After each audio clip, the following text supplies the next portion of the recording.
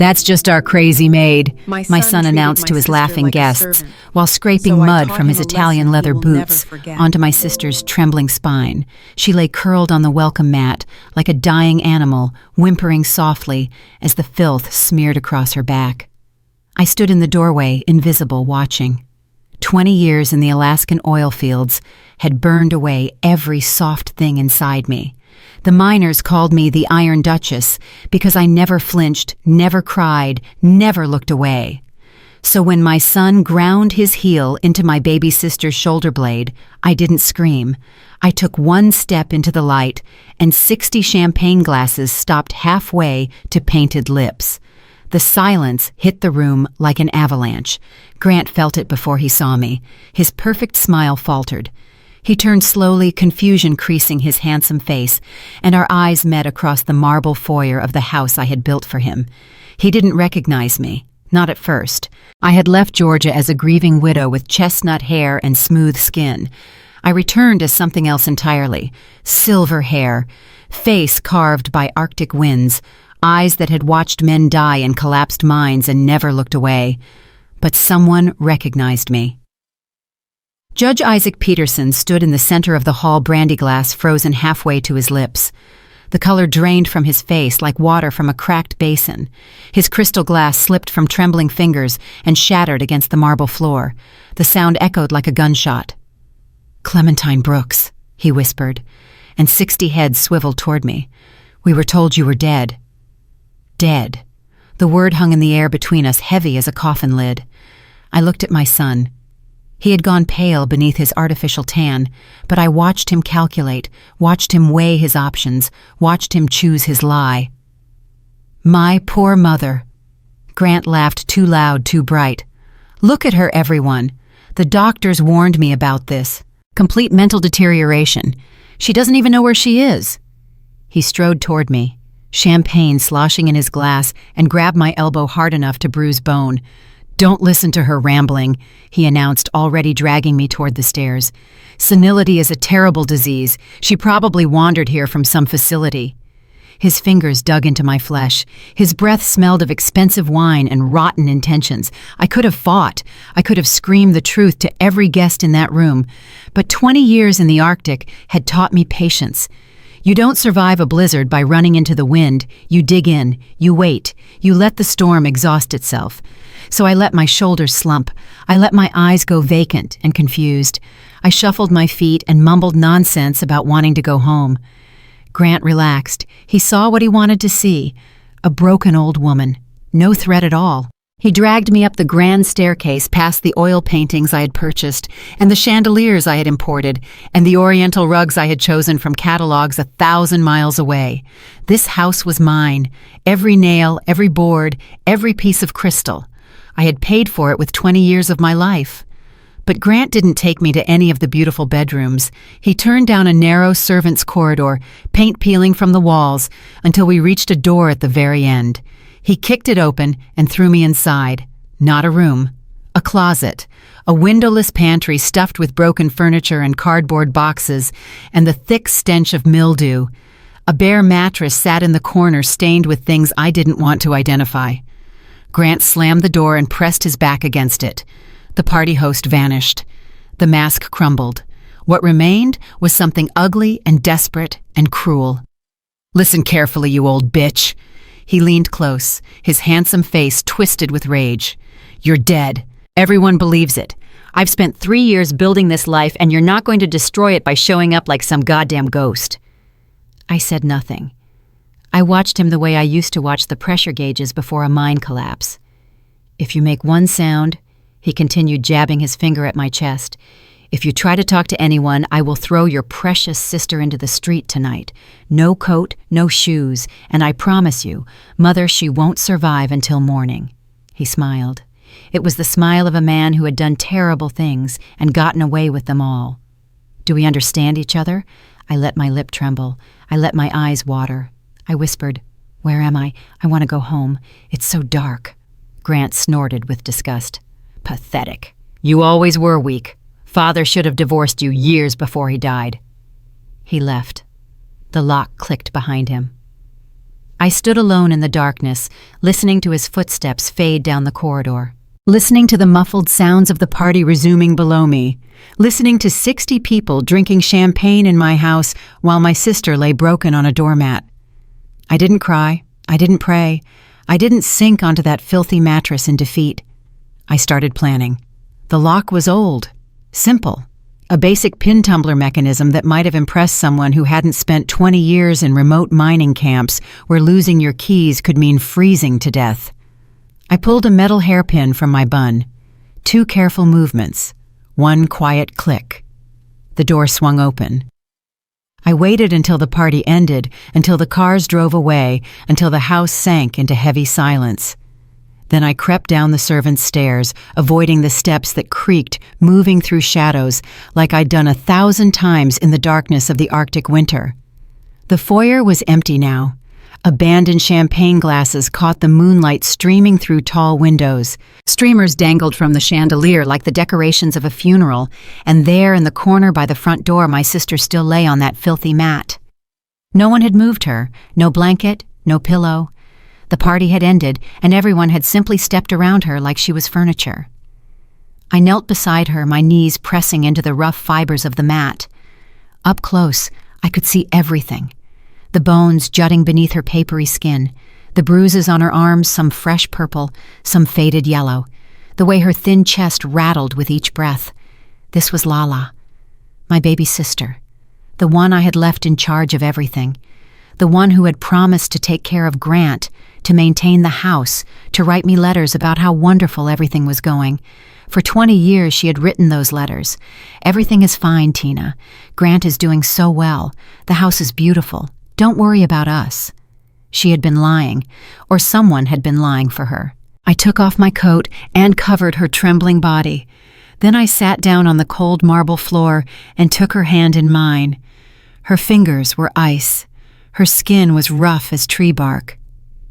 "I'm here, Lala," I whispered. "I came back. I'm sorry it took so long." She stirred in her sleep. Her fingers tightened around mine. A tear slid down her weathered cheek, though her eyes never opened. I sat guard all night watching the shadows move across the floor, planning my next move. Grant thought he had won. Grant thought a locked door and threats would keep me contained. Grant didn't know his mother at all. Dawn arrived gray and hesitant, like a witness afraid to testify. The first person to enter the foyer was a young maid with a bucket and mop. She was maybe 20 with dyed blonde hair and a cruel twist to her painted lips. She saw us and laughed. "Oh my God," she called over her shoulder.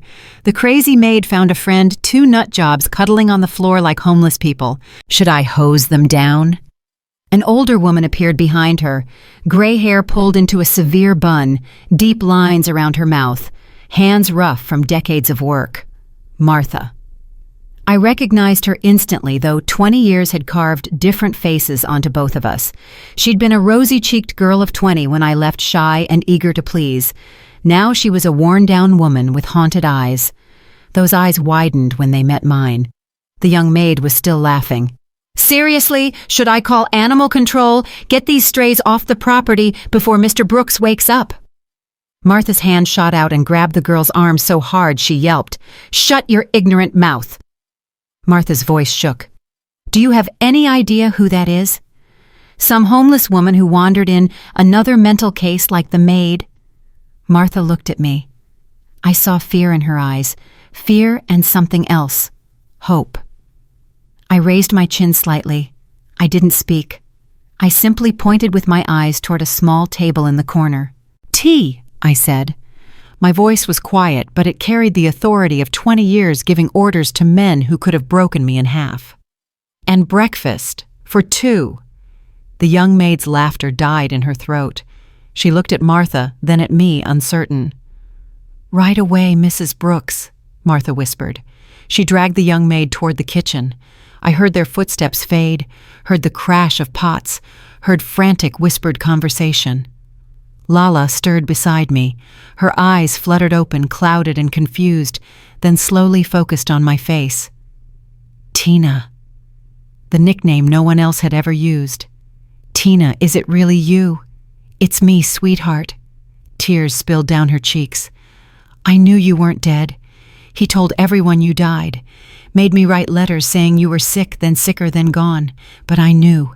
I could feel you were still alive. My blood turned to ice water. Grant told people I was dead. 3 years ago. Said you died in some accident up north. Had a memorial service and everything. Collected insurance money, I think. After that, she shuddered. After that, everything got worse. Before I could ask more questions, footsteps echoed in the hallway. Martha returned with a silver tray, 2 cups of tea, 2 bowls of steaming oatmeal. She knelt to place the tray on the floor, her hands trembling so violently that the cups rattled against their saucers. Her eyes darted toward the stairs, checking for witnesses. "Eat quickly," she breathed, "before they wake up." She reached out to adjust the teacup in front of me, and I felt something press against my wrist. A small scrap of paper slipped beneath the saucer with the practiced skill of someone who had done this before. Martha met my eyes for just a moment. The look she gave me was desperate, pleading, terrified. Then she stood and hurried back toward the kitchen without looking back. I waited until her footsteps faded completely. Then I lifted the teacup and unfolded the paper hidden beneath it. The handwriting was frantic, the words cramped onto a torn napkin. "Don't eat the food. They put powder in it. Makes the mind foggy and the legs weak. They've been drugging Miss Lala for years. Only safe thing is water straight from the tap. Trust nobody except me. I'm so sorry. I was too afraid to stop them." I looked at the 2 bowls of oatmeal. They smelled delicious. Butter and cinnamon exactly the way Mama used to make it when Lala and I were children. My sister was already reaching for a spoon, her thin hand trembling with hunger. I caught her wrist. "Not today, sweetheart." I pulled the bowl away from her. "I have something better in mind for breakfast." When I was sure no one was watching, I poured both bowls into the large potted ficus by the front door. The soil swallowed the poisoned mess like a grave swallowing evidence. Lala watched with confused, clouded eyes. The drugs were still in her system, fogging her thoughts, but I could see her struggling to understand. "Tina, I have to tell you something." Her voice dropped to a whisper. "Something important, before I forget again. They give me medicine that makes me forget, but I hid something. Something Grant doesn't know about." "What did you hide, Lala?" "The papers, the real papers." She clutched my arm with surprising strength. "The ones that prove everything. I sewed them into your old coat. The one with the fur collar. The one you wore when you left for the north. It's still in the storage closet upstairs. Grant never found them.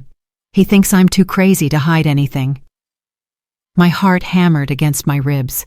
"What papers, Lala? What do they prove?" But her eyes were glazing over again, the brief moment of clarity fading as the residual drugs pulled her back under. Her grip on my arm loosened. "The little train that thought it could," she murmured, slipping into nursery rhyme nonsense. "Chugging up the track. I think I can. I think I can." Our childhood code, the phrase we used when we were hiding something important from the adults. Whatever was in those papers, Lala had risked everything to protect them. Heavy footsteps thundered on the stairs. "What the hell is this?" Grant stood on the landing, still wearing his silk bathrobe, his hair disheveled from sleep. Behind him, a woman emerged in a matching rose-colored robe. Paige, his wife. I had never met her in person, only seen photographs in the letters Lala used to send. In those pictures, she looked elegant and refined. In person, she looked like a snake wearing lipstick. "Jesus Christ, Grant." Paige wrinkled her nose as if she smelled something rotten. "They're in the foyer again. I told you we need to put the crazy one in a facility, and now there are 2 of them." "What is this, a homeless shelter?" Grant descended the stairs, his face dark with barely contained rage. But there were guests coming today. Business contacts. He couldn't afford to make a scene. "Mother decided to join us for breakfast," he said, forcing his voice into something resembling pleasantness. "Isn't that nice, Paige?"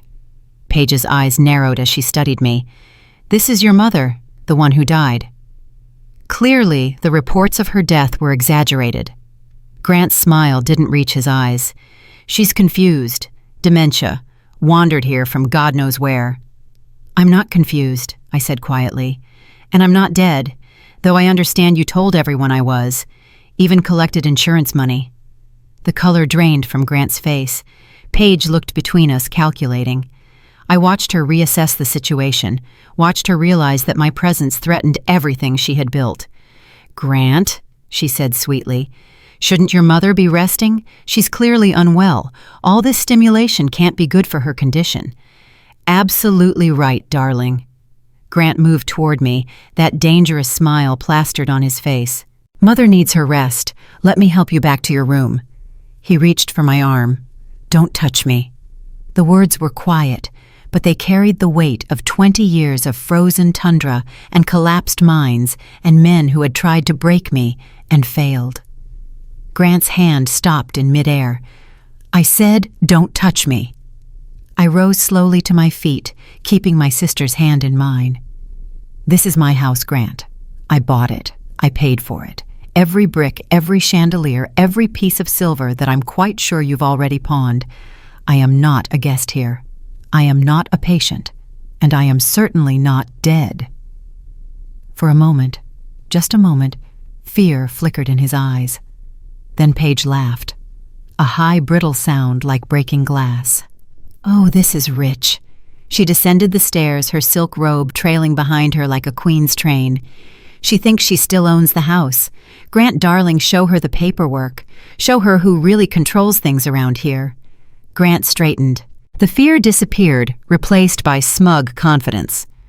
"Mother, I don't know what you think you remember, but a lot has changed in 20 years. After you were declared dead, your assets transferred to me. Legally, officially. This house, the accounts, everything. It's all mine now. I wasn't declared dead. I was declared dead by you. There's a difference." "Is there?" He shrugged. "You disappeared for 20 years. No visits, barely any calls. You think a court is going to side with an absentee mother over a devoted son who's been maintaining the family estate, who took care of the property taxes, who paid the staff, who kept this house from falling into ruin?" "I did." My voice was ice. "Every month for 20 years I sent money, tens of thousands of dollars, money I earned working 18-hour shifts in temperatures that would kill an ordinary man, money I sent to take care of my sister and my son." "What money?" Grant smiled. "I don't recall any money. Do you have records? Receipts? Bank statements from 20 years ago?" He gestured around the foyer. "You're an old woman in thrift store clothes who wandered in from the cold. That's what everyone will see. That's what the courts will see." "The court will see whatever Judge Peterson tells them to see," Paige added, examining her manicure. "And Isaac has been a very good friend to us, very loyal, very motivated to stay on our good side." They thought they had won. I could see it in their faces.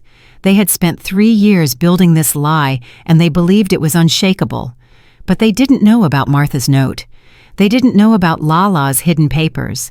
And they certainly didn't know about the $4 million sitting in accounts they had never discovered in banks they had never heard of in a country where American courts held no power. "I'm tired," I said, letting my shoulders slump, letting my voice quaver. "I don't understand all this legal talk. I just want to rest. Can I please rest?" Grant and Paige exchanged triumphant looks. "Of course, Mother." Grant's voice dripped with false sympathy. "You must be exhausted from your journey. Martha will show you to a room." "Not the closet," I said. "A real room, with a window, and my sister stays with me." Grant hesitated. I could see him calculating whether to refuse. "Fine." He waved his hand dismissively.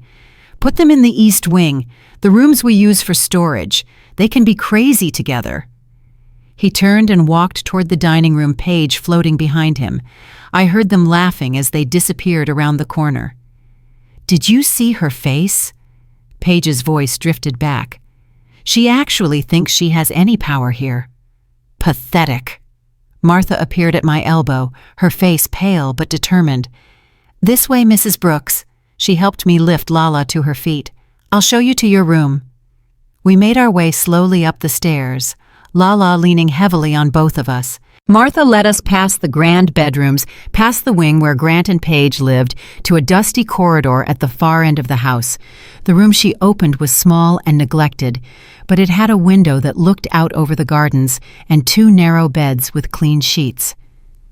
"I changed the linens myself," Martha whispered as she helped Lala onto one of the beds. "And I'll bring you food from the kitchen. Real food, not the stuff they make for Miss Lala." "How long?" I asked. "How long have they been drugging her?" Martha's face crumpled. Since just after Mr. Grant announced you were dead. He said it was for her own good. Said she was hysterical, dangerous, needed medication to calm her down. The doctor comes twice a week. Dr. Hayes. He writes the prescriptions. And the money I sent the transfers every month." Martha shook her head. "I don't know about money, Mrs. Brooks, but I know Mr. Grant is in trouble. Deep trouble. Men come to the house late at night. Angry men. He owes people, I think. Big debts, gambling maybe. He's been selling things, the silver, the paintings. Last month he tried to sell the grandfather clock in the foyer, but Miss Lala threw such a fit he gave up." "Is that why he keeps her drugged, so she won't interfere?" "Partly." Martha lowered her voice even further. "But also because of the papers. He's been looking for papers, tearing the house apart when he thinks nobody's watching. He needs Miss Lala's signature on something. And yours too, I think. But he couldn't get yours because I was dead." Martha nodded miserably. "I'm sorry, Mrs. Brooks. I'm so sorry. I should have done something. Should have called the police, but I was scared. He threatened to destroy me, said he'd tell everyone I stole from the house that he had evidence. I didn't know what to do." I took her rough, worn hands in mine. "You did something today, Martha. You warned me about the food. That took courage. It wasn't enough." "It was a start." I squeezed her hands firmly. "Now I need you to do something else. The storage closet at the end of the servants' corridor. The one with the broken furniture. There's an old coat in there, gray wool with a fur collar. I need you to bring it to me. Quietly, without anyone seeing." Martha nodded, fear and determination warring in her eyes. "I'll get it tonight, after everyone's asleep." She slipped out of the room, closing the door softly behind her. I turned to look at my sister. She was already asleep, her thin chest rising and falling in an uneven rhythm. Whatever drugs they had been giving her, the effects were still lingering. But she had been lucid enough to tell me about the papers, lucid enough to hide them in a place no one would think to look. My brave, clever, broken sister. I sat in the chair by the window and watched the afternoon light move across the overgrown gardens. Once I had planted every flower bed, every hedge, every winding stone path. Now weeds choked the rose bushes, and ivy strangled the old oak tree where Grant had hung a tire swing as a boy. Everything I had built was falling apart, but the foundation was still sound. I closed my eyes and began to plan. At precisely midnight, I heard a soft knock at the door. 3 taps, then 2, then 1. The old signal Martha and I had used 20 years ago when she would sneak me news about household gossip.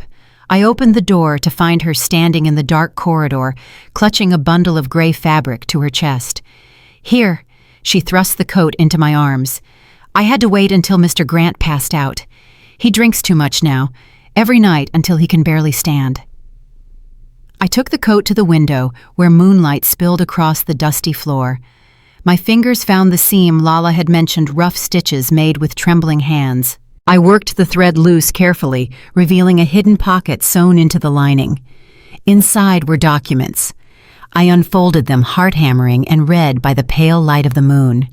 The first was a notarized deed to the house and property dated 20 years ago. My signature at the bottom. But there were provisions I had never noticed before, clauses in tiny legal print that made my breath catch in my throat. The second document was a letter from a law firm in Savannah, addressed to my sister, dated 3 years ago. The third was a medical report, Dr. Gerald Hayes, licensed psychiatrist, diagnosing Lala Brooks with severe dementia and recommending immediate institutionalization. The fourth was a death certificate. My death certificate. Cause of death: accidental drowning during a fishing expedition in Alaska, signed by a coroner I had never heard of in a county I had never visited. And the fifth was a handwritten confession. My sister's shaky script filled 3 pages. She had written it before the drugs took her mind, before Grant realized she was lucid enough to be dangerous.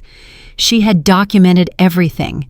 The money I sent every month deposited into an account Grant controlled, spent on gambling and women and failed business ventures. The forgery of my death certificate. The bribes to Judge Peterson.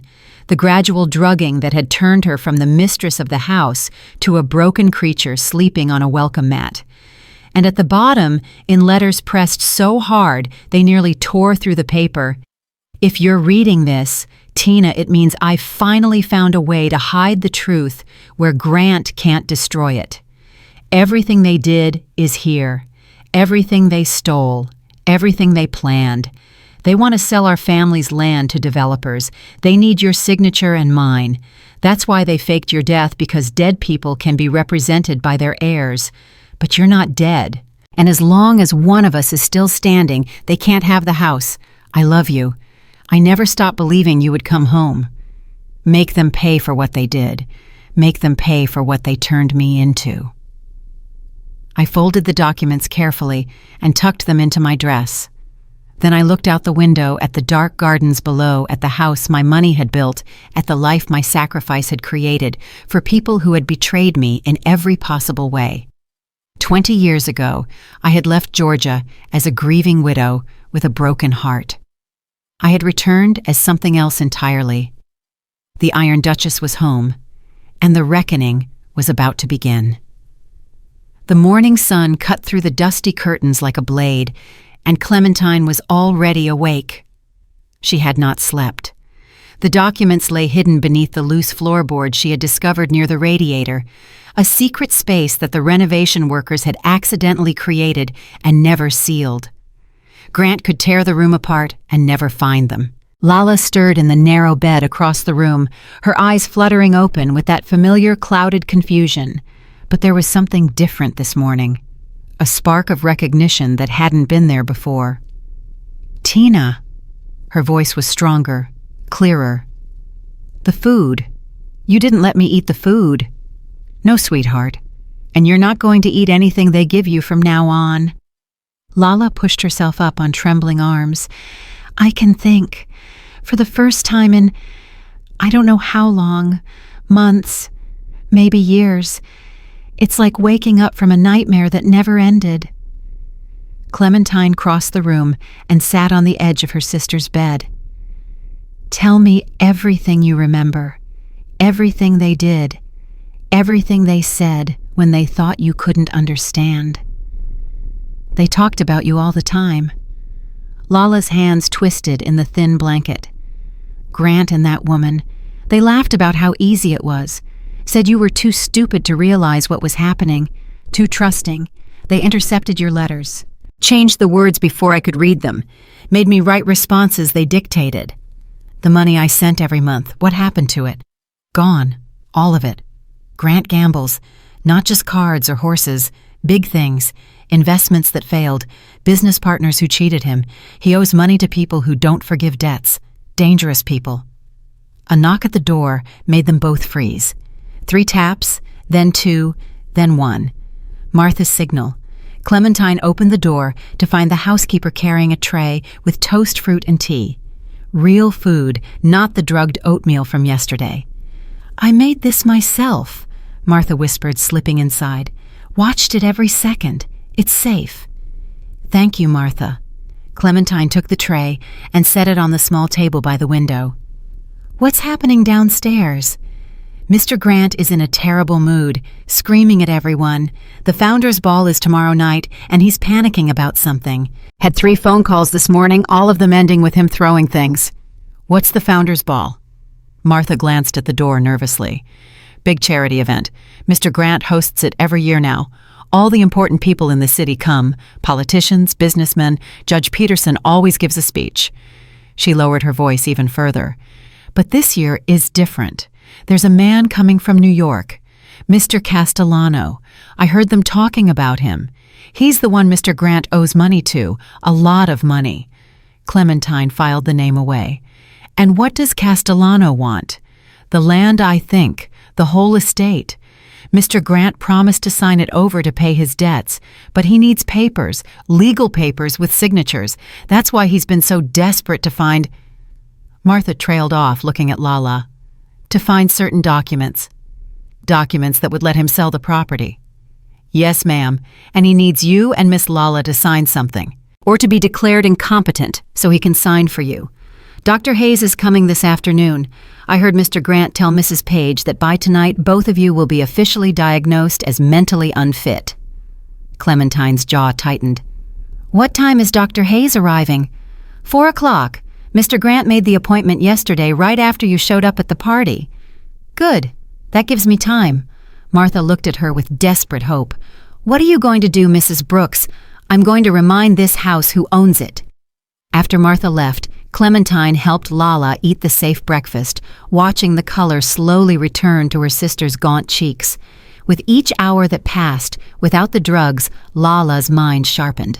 By noon, she was able to walk across the room without assistance. "I remember more now," Lala said, gripping Clementine's hands. "The night Grant told everyone you were dead. He had a party then, too, champagne and music while I cried in my room. Paige came to me afterward, said I should be grateful they were letting me stay, said if I made any trouble they'd put me in a hospital where no one would ever find me." "And you believed her."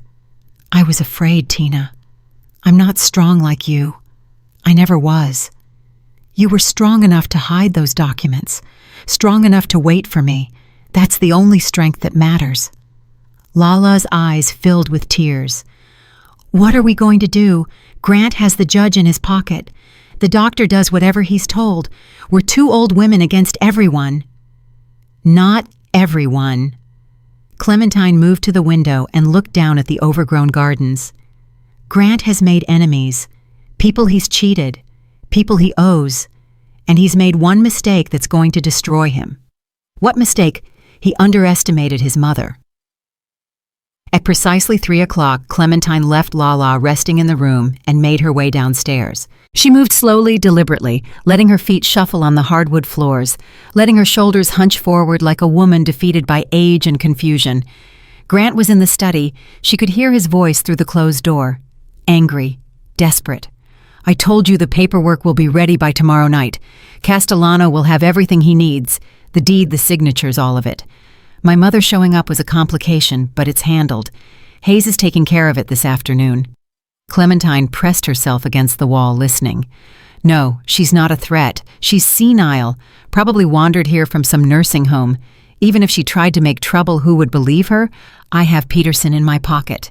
I have medical records showing both of them are mentally incompetent. By this time tomorrow, I'll have legal guardianship and full authority to sell. A pause. The other voice was too quiet to hear. The sister, she's been a vegetable for 3 years. Can't even remember her own name most days. "Look, Castellano, I'm telling you. 24 hours and this is done. You'll have the land. I'll have my debt cleared. Everyone wins." Another pause. Yes, I understand what happens if I don't deliver. You don't need to remind me." Grant's voice cracked on the last words. Real fear. The kind of fear that came from dealing with people who didn't make empty threats. Clementine heard him hang up the phone, heard him pour something, probably whiskey, heard him mutter curses under his breath. She shuffled past the study door, making sure her footsteps were audible. The door flew open. Grant stood there, glass in hand, face flushed with alcohol and anger. "What are you doing out of your room?" Clementine blinked at him with confused, watery eyes. "I was looking for the kitchen. I'm hungry. Nobody brought me lunch."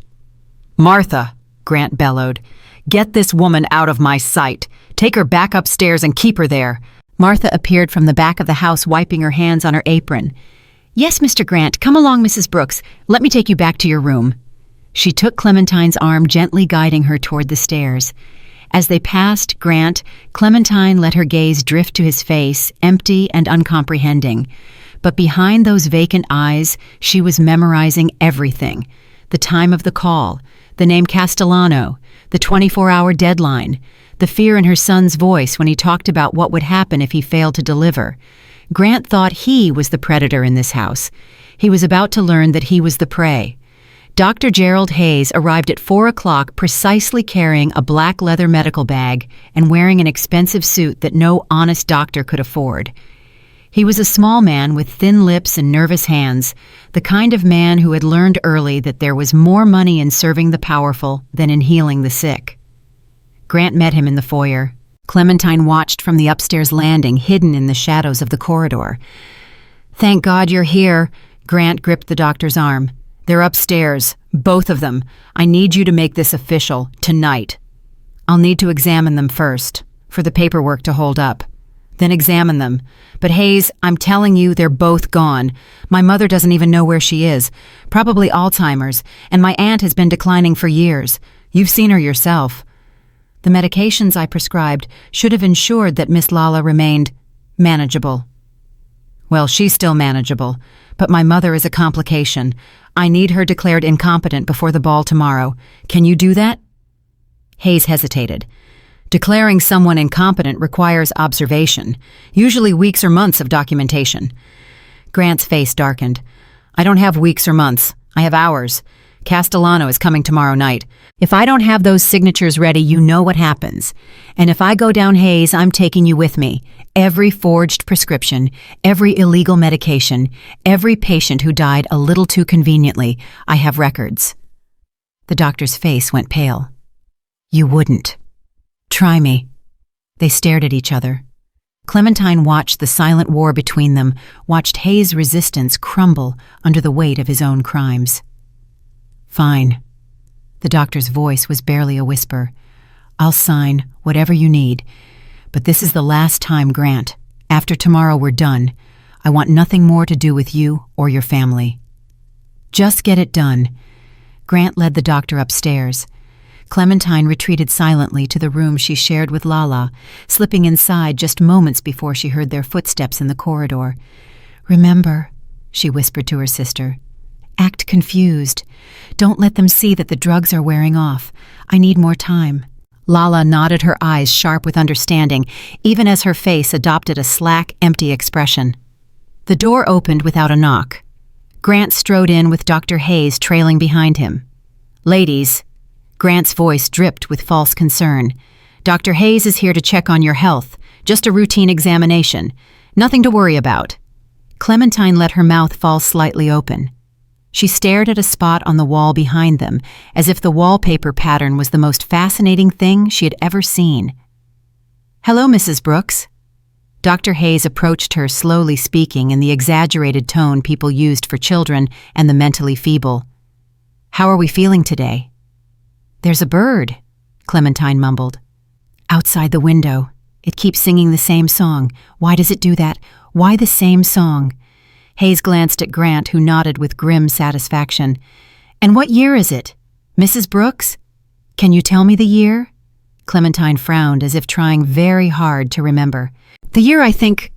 Robert said we would go to the beach this summer. Is it summer yet? I can't remember." "Robert," Grant cut in. "Your father has been dead for 40 years, Mother." "Don't be silly," Clementine giggled, a high, childish sound. "Robert was just here this morning. He brought me flowers, yellow roses, my favorite." Grant made a show of sighing heavily. "You see Dr. Complete break from reality. She thinks my dead father is still alive." Hayes was already writing in his notebook. "Classic signs of advanced dementia. Confusion about time and place, difficulty distinguishing living from deceased loved ones. I'll need to complete the formal assessment, but based on preliminary observation, I'm prepared to recommend immediate guardianship intervention." "And my aunt?" Hayes moved to Lala's bedside. She sat slumped against the pillows, drool glistening at the corner of her mouth, her eyes staring at nothing. "Miss Lala? Can you hear me?" No response. "Miss Lala, can you tell me your name?" Lala's lips moved. A mumble emerged, too quiet to understand. "I'm sorry I couldn't hear that." "The little train," Lala whispered. "That thought it could, chugging up the mountain. I think I can. I think I can." Hayes stepped back, shaking his head. "Same as before. Severe cognitive decline, non-responsive to basic queries. Both patients clearly lack the mental capacity to manage their own affairs." So you'll sign the paperwork. I'll have the competency evaluations completed by tonight. The court can process the emergency guardianship petition first thing in the morning. By the time your guests arrive for the ball, you'll have full legal authority over both women and all their assets. Grant smiled. It was the smile of a man who had just won a long and difficult game. Excellent work, Doctor. I knew I could count on you. They left without another word, closing the door behind them. Clementine and Lala sat in silence for a full minute, listening to the footsteps fade down the corridor. Then Lala opened her eyes fully, all trace of confusion gone. Did I do it right? Clementine allowed herself a small, cold smile. You were perfect. Now we know his timeline, and we know exactly what he's planning. But Tina, if the doctor signs those papers, if the judge approves the guardianship petition, the judge won't approve anything. Clementine rose and moved to the window. Because by tomorrow night, every person in this city will know exactly what Grant Brooks has done, and I'm going to make sure they hear it from his own mouth. That night, after the house had fallen silent, Clementine crept down to the library. The door was locked, but locks had never stopped her. She worked the mechanism with her hairpin slipped inside and closed the door behind her. The library smelled of old books and expensive cigars. Grant's domain, his place of business and scheming. She moved to his desk and began opening drawers. Most contained nothing of interest. Bills, invitations, the detritus of a life lived on credit and charm. But the bottom drawer was locked, a different lock more sophisticated than the door. Clementine studied it for a moment, then retrieved a letter opener from the desk and applied careful pressure to the mechanism. The drawer slid open. Inside was a leather folder, thick with documents. Clementine carried it to the window, where moonlight provided enough illumination to read. The first pages were financial records, accounts she had never seen, transactions that traced the journey of her money, the money she had sent faithfully every month for 20 years.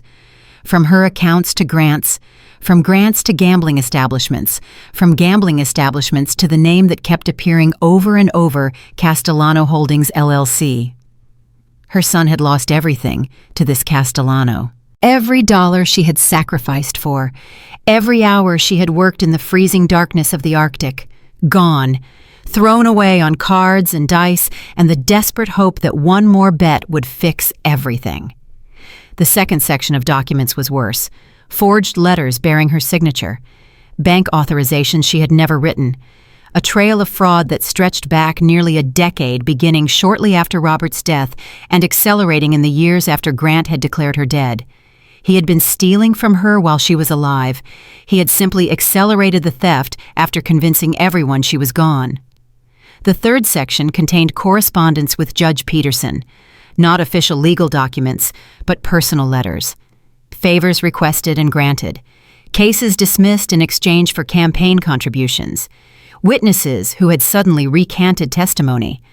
A pattern of corruption so blatant that Clementine wondered how the man had avoided prison for so long. And then she found the photographs.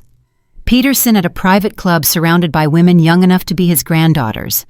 Peterson accepting an envelope from a man whose face Clementine recognized from newspaper coverage of organized crime trials. Peterson shaking hands with Grant at what appeared to be a gambling parlor, both men grinning like wolves who had cornered their prey. This was why Peterson had looked away yesterday. This was why he had bowed so low when Grant labeled her a senile old woman. Grant owned him completely. But now Clementine owned the evidence. She photographed every page with the small digital camera she had carried from Alaska, a device the mining company had given her for documenting equipment malfunctions. The flash was bright in the dark library, but she worked quickly, capturing image after image. When she finished, she replaced the documents exactly as she had found them and relocked the drawer. Grant would never know his secrets had been exposed. She returned to her room as silently as she had left, finding Lala still awake, watching the door with anxious eyes. "Did you find what you needed?" "More than I needed." Clementine sat on the edge of her bed, suddenly exhausted.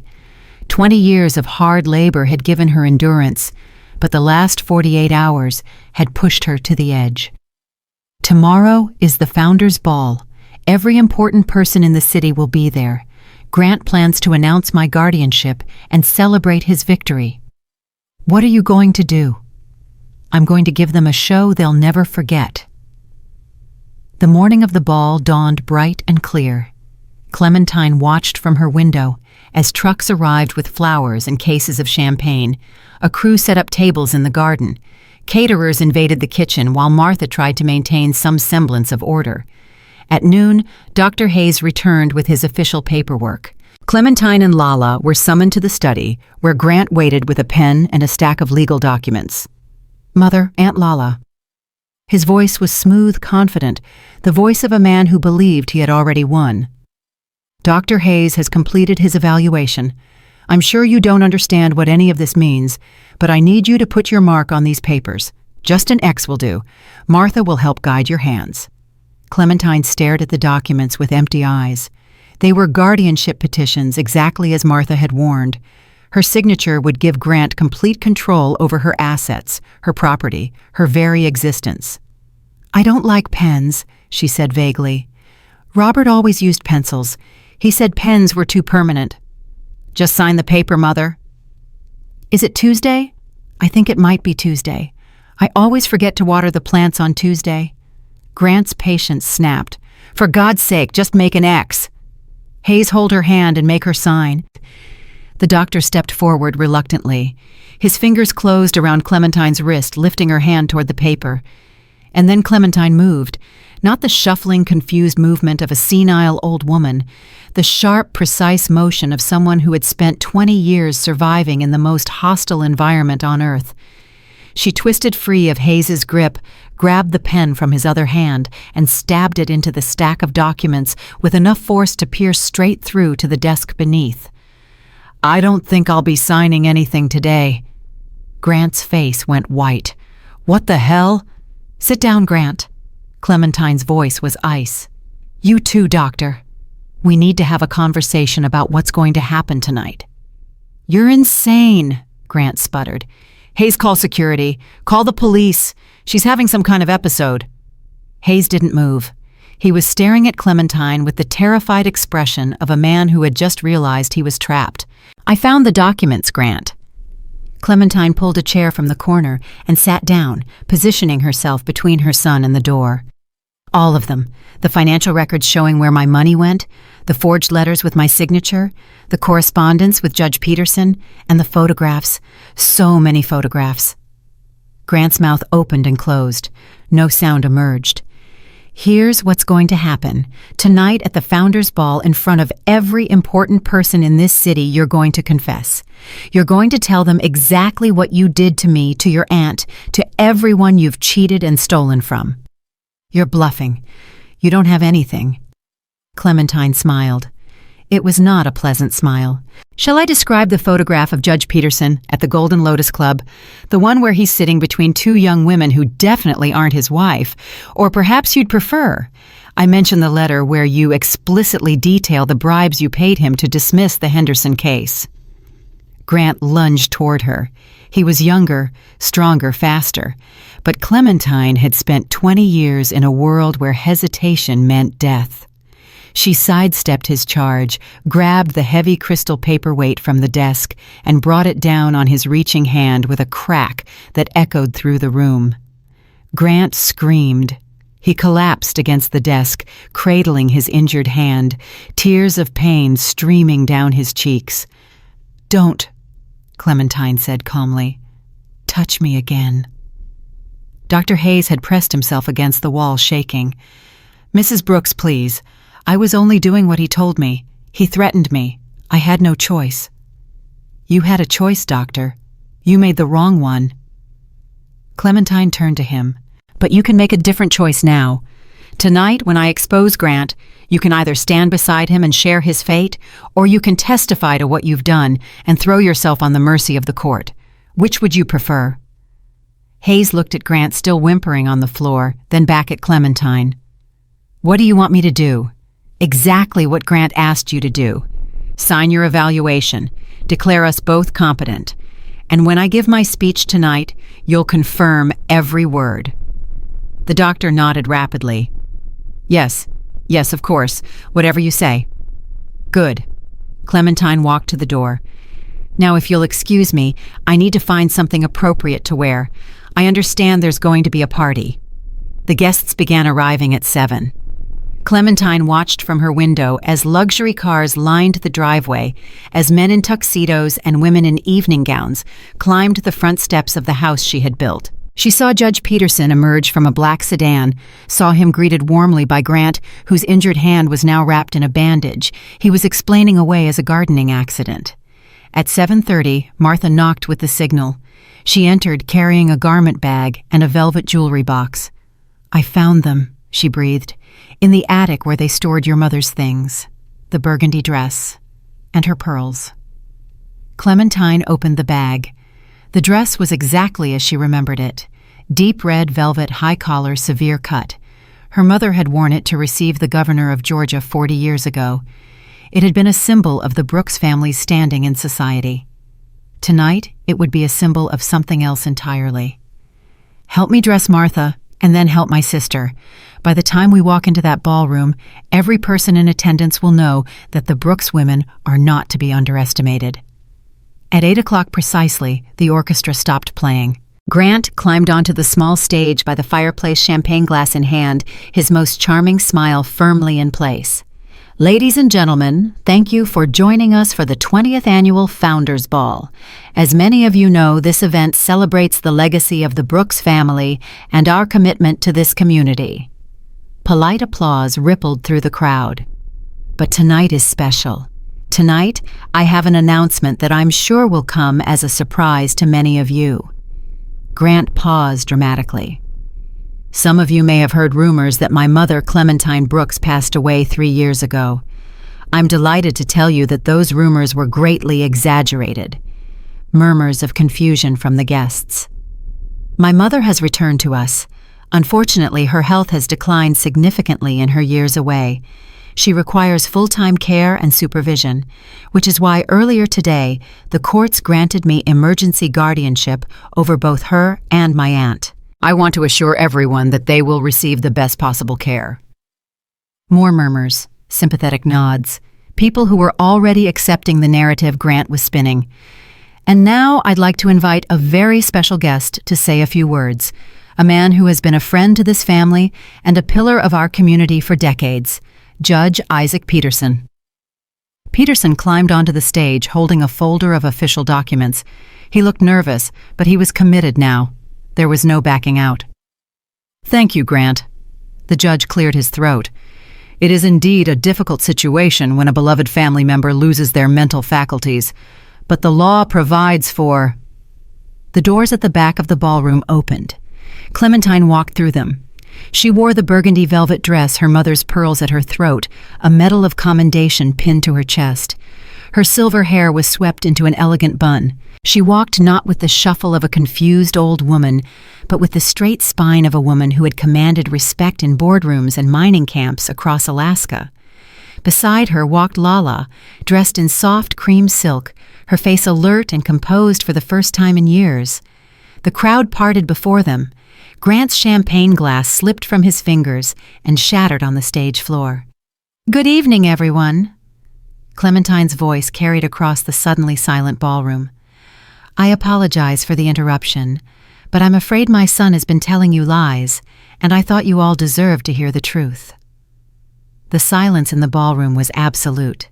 200 guests stood frozen with champagne glasses in their hands, their eyes fixed on the two women who had just walked through the doors like ghosts rising from forgotten graves. Grant recovered first. He forced a laugh high and brittle and spread his hands in a gesture of helpless concern.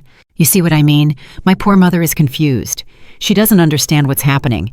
Security, please escort these ladies back to their rooms." 2 guards stepped forward. They were large men hired for the evening to manage the crowd, and they moved toward Clementine with the casual confidence of professionals who had never been challenged. "Touch me," Clementine said, her voice cutting through the murmurs of the crowd, "and I will have you arrested for assault. I am the legal owner of this property. I am of sound mind and body, and I have documentation to prove both." The guards hesitated, looking to Grant for guidance. "She's delusional," Grant insisted. "She was declared dead 3 years ago. The courts have already ruled on this. The courts ruled on forged documents. Clementine reached into the small bag she carried and withdrew a thick envelope. Documents that you created, Grant, with the help of Dr. Gerald Hayes and Judge Isaac Peterson. Peterson's face went gray. He took a step backward on the stage, nearly tripping over his own feet. "This is absurd," he sputtered. "I've never seen this woman before in my life." "Really, Isaac?" Clementine smiled coldly. "You don't remember kissing my hand 2 nights ago? You don't remember bowing to me in this very room and saying, 'We were told you were dead'? There are 60 witnesses to that moment. Would you like me to ask them?" Heads turned. People who had been at the party when Clementine arrived began nodding, whispering to their neighbors. The judge's denial was already crumbling. "I was confused," Peterson said quickly. "The lighting was dim. I thought she was someone else." "And the photographs," Clementine pulled a stack of glossy prints from her envelope. "Were you confused in these as well?" She held up the first image. Peterson at the Golden Lotus Club, surrounded by young women, a glass of whiskey in one hand and a cigar in the other. The guest closest to her gasped. Someone's champagne glass shattered on the marble floor. Or perhaps this one. The second photograph showed Peterson accepting a thick envelope from a man whose face had appeared in newspaper coverage of organized crime investigations. "I believe this was taken at the Riverside Casino, the same casino where my son lost over $2 million of my money." Grant's composure finally broke. He lunged across the stage toward Clementine, his face twisted with rage. "You lying old witch, I'll kill you! I'll kill you right here!" But before he could reach her, a man stepped out of the crowd and blocked his path. Tall, broad-shouldered, with silver hair and a face that radiated quiet authority. "I wouldn't do that, Mr. Brooks." Grant skidded to a halt. "Who the hell are you? Special Agent Marcus Webb, Federal Bureau of Investigation." The man produced a badge and held it up for the crowd to see. "We've been investigating your activities for quite some time. Fraud, embezzlement, falsifying death certificates, and conspiracy to commit murder." The color drained from Grant's face. "Murder? I never murdered anyone." "Your aunt's medical records tell a different story." Agent Webb nodded toward Lala, who stood quietly beside Clementine. "Dr. Hayes has been very cooperative in explaining exactly what medications he prescribed and what their effects would have been if administered over time. Another 6 months, and Miss Lala Brooks would have died of what appeared to be natural causes. That's attempted murder in the eyes of the law." Dr. Hayes was trying to slip away through the crowd, but 2 more agents materialized from the guests and took him firmly by the arms. "Gerald Hayes, you are under arrest for conspiracy to commit fraud practicing medicine without proper licensure and accessory to attempted murder. You have the right to remain silent." Hayes began to sob. "I didn't want to do it. He made me. He threatened to destroy my career." "You can explain that to the judge." The agents led him away as the crowd parted like water. Grant backed away from Agent Webb, looking frantically around the room for an escape route. His eyes landed on Peterson, still frozen on the stage. "Isaac, do something. You're a judge, for God's sake. Tell them they can't do this." Peterson's face was a mask of terror. He looked at Clementine, at the photograph still in her hand, at the FBI agents moving through the crowd. "I don't know this man," he said loudly. "I've never had any dealings with Grant Brooks outside of normal legal proceedings. Whatever he's involved in, I had no knowledge of it." "You coward," Grant screamed. "You took my money. You covered for me for years. Tell them the truth." "The truth is exactly what I'll be telling them, Judge Peterson." Clementine's voice was calm, almost gentle.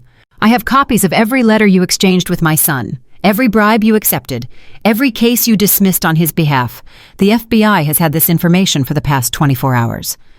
Peterson's legs buckled. He sat down heavily on the stage, his expensive suit suddenly looking like a costume on a broken puppet. "How?"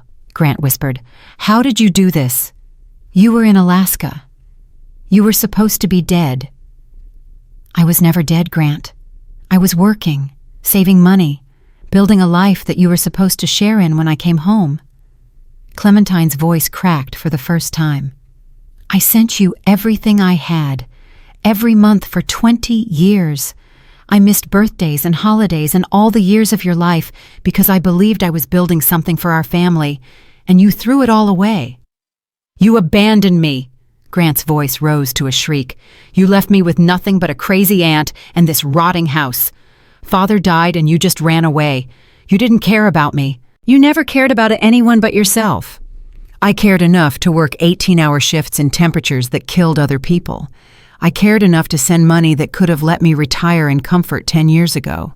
I cared enough to come home even after everything because I still believed somewhere inside you was the little boy who used to hold my hand and tell me he loved me.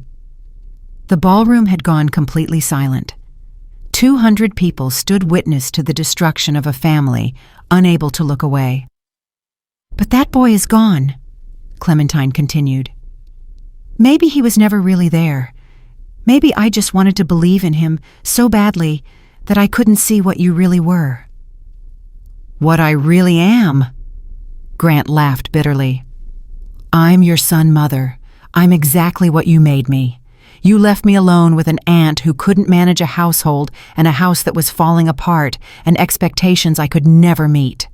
Everyone in this town knew I was Clementine Brooks's son. Everyone expected me to be as brilliant and successful as you, and I tried. God, how I tried. But nothing I did was ever good enough. So you stole from me instead. I borrowed. I was going to pay it back. The investments were supposed to work out. The casino was supposed to be a sure thing, but nothing ever went right, and the debts kept growing, and Castellano kept demanding more. At the mention of that name, several guests shifted uncomfortably. Clementine noticed their reactions. Yes, let's talk about Mr. Castellano. She turned to address the crowd. Many of you know him as a legitimate businessman from New York. Some of you have probably invested in his development projects. But Marco Castellano is also a loan shark who charges interest rates that would make a credit card company blush. My son owes him nearly $3 million, and the payment that was due tomorrow, it was going to be this house, this land, the property that has been in the Brooks family for 4 generations. Murmurs of shock rippled through the crowd. Grant was going to sell everything to cover his gambling debts. He was going to forge my signature on the deed just like he forged my death certificate. And when I inconveniently showed up alive, he decided to have me declared mentally incompetent so he could sign on my behalf. That's not true, Grant protested. I was trying to protect the family. Castellano would have killed us all if I didn't pay. So your solution was to drug your aunt into a stupor, lock your mother in a closet, and sign away our heritage. Clementine shook her head. That's not protection, Grant. That's cowardice. Agent Webb stepped forward again. Grant Brooks, you are under arrest for fraud, embezzlement, forgery, and conspiracy to commit murder. Turn around and put your hands behind your back. Grant didn't move. His eyes darted around the room looking for allies for escape, for anything that might save him from the consequences of his choices. He found nothing. Paige, he called out desperately. Paige, tell them I was doing this for us, for our future. The crowd parted to reveal Paige Brooks, still in her elegant rose-colored gown, standing near the garden doors. Her face was carefully composed, showing no emotion. I have no idea what my husband is talking about, she said coolly. I was completely unaware of any financial irregularities. Grant handled all of our finances. I simply trusted him as any wife would. Grant stared at her in disbelief. You knew everything. You helped me plan it. You were the one who said we should declare my mother dead in the first place. That's a lie. Paige's voice was steady. I'm shocked and horrified by these accusations. I had no knowledge of any wrongdoing. You were the one who picked out the drugs for Lala. You told Hayes what dosages to use. Agent Webb, Paige said, ignoring her husband completely. I want to cooperate fully with your investigation. I have records that may be helpful. Documents that Grant kept hidden from me but that I discovered recently. I was planning to contact the authorities myself. Grant's face contorted with rage. You treacherous bitch! You're going to throw me to the wolves to save yourself. I'm going to tell the truth. Paige smiled thinly. Something you should have done a long time ago. 2 agents approached Grant with handcuffs. He struggled briefly, ineffectually, before going limp in their grasp. "This isn't over," he snarled at Clementine. "Castellano will come for you. He doesn't care about courts or judges or FBI agents. He'll burn this house to the ground with you in it." "Let him try." Clementine met her son's eyes without flinching. "I've survived worse than Marco Castellano. I've survived you." The agents led Grant away. As they passed, Judge Peterson still slumped on the stage. 2 more agents helped him to his feet. "Isaac Peterson, you are under arrest for corruption, bribery, and obstruction of justice." The judge said nothing. He walked between the agents with his head bowed, a broken man who had gambled everything on the wrong horse. The ballroom erupted into chaos. Guests pulled out cell phones to call lawyers, journalists, anyone who might help them distance themselves from the scandal unfolding before them. Others rushed for the exits, desperate to escape before they were implicated. Agent Webb approached Clementine. His expression softened as he looked at her. "Mrs. Brooks, we'll need you to come to the field office tomorrow to give a formal statement. But I want you to know that your information was crucial to this investigation. We've been trying to build a case against Castellano's operation for years. Thanks to you, we finally have the evidence we need." "What about Paige?" Clementine asked. "She was part of this. She shouldn't be allowed to walk away." "Don't worry. We're very interested in what Mrs. Paige Brooks knows about her husband's activities. Her sudden willingness to cooperate is a little too convenient. We'll be keeping a close eye on her." Clementine nodded. "And Castellano himself." "We have agents moving on his properties in New York as we speak. By morning, he'll be in custody." Webb paused. "Your son wasn't wrong about one thing, though. Castellano does have people who might try to retaliate. I'd recommend accepting our offer of protection until the trial is over." "I appreciate the concern, Agent Webb, but this is my house, my land. I've spent 20 years running from things, and I'm done. If Castellano's people want to come for me, they can try. But they'll find that the Iron Duchess is not an easy target." Webb smiled slightly. "I've heard that nickname. The men up in Alaska still talk about you with respect, some of them with fear." "Good. Fear is useful sometimes." The agent excused himself to coordinate the rest of the arrests. Clementine turned to find Lala standing alone near the garden doors, watching the chaos with wide eyes. "Lala?" She crossed the room and took her sister's hands. "Are you all right?" "I can think clearly," Lala said wonderingly. "For the first time in years, I can actually think. I remember things, real things, not just the fog and the confusion and the little train that thought it could. The drugs are leaving your system. It will take time, but you'll recover. I promise." "I remember what they did to me, Tina." Lala's voice hardened. "Every humiliation, every time they made me sleep on that mat while guests stepped over me, every time Paige laughed at me and Grant called me a crazy old woman, I remember all of it." "Then you'll remember when we testify against them in court." "Yes." Lala's chin lifted with a dignity that had been buried for years. "Yes, I will." Martha appeared at Clementine's elbow, her face flushed with emotion. "Mrs. Brooks, the caterers are asking what to do.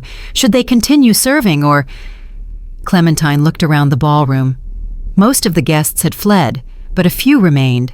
Some were curious, some were sympathetic, and a few seemed genuinely relieved that the man who had cheated them over the years was finally facing justice. "Let them continue," Clementine decided. "The food is paid for, and I won't have it go to waste. Anyone who wants to stay is welcome. Anyone who wants to leave can go. But this is still the Brooks house, and we still know how to show hospitality." Over the next hour, the crowd thinned to perhaps 20 people. They gathered in small groups, talking quietly, processing the evening's revelations. Clementine moved among them, answering questions, accepting condolences, rebuilding connections that Grant's behavior had nearly destroyed. One woman approached her with tears in her eyes. She was perhaps 60, well-dressed, with the careful manner of someone who had learned to navigate high society without ever quite belonging to it. "Mrs. Brooks, you don't know me, but I'm Eleanor Henderson. My late husband was Gerald Henderson." Clementine recognized the name from Peterson's correspondence. "The Henderson case, the one the judge dismissed." "Yes." Eleanor's voice trembled. My husband was cheated out of his life savings by a business partner. He tried to sue, but somehow the case was thrown out. The stress of losing everything destroyed his health.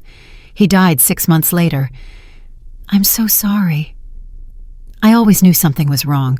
The way the judge ruled it didn't make sense, but I couldn't prove anything. Eleanor gripped Clementine's hands.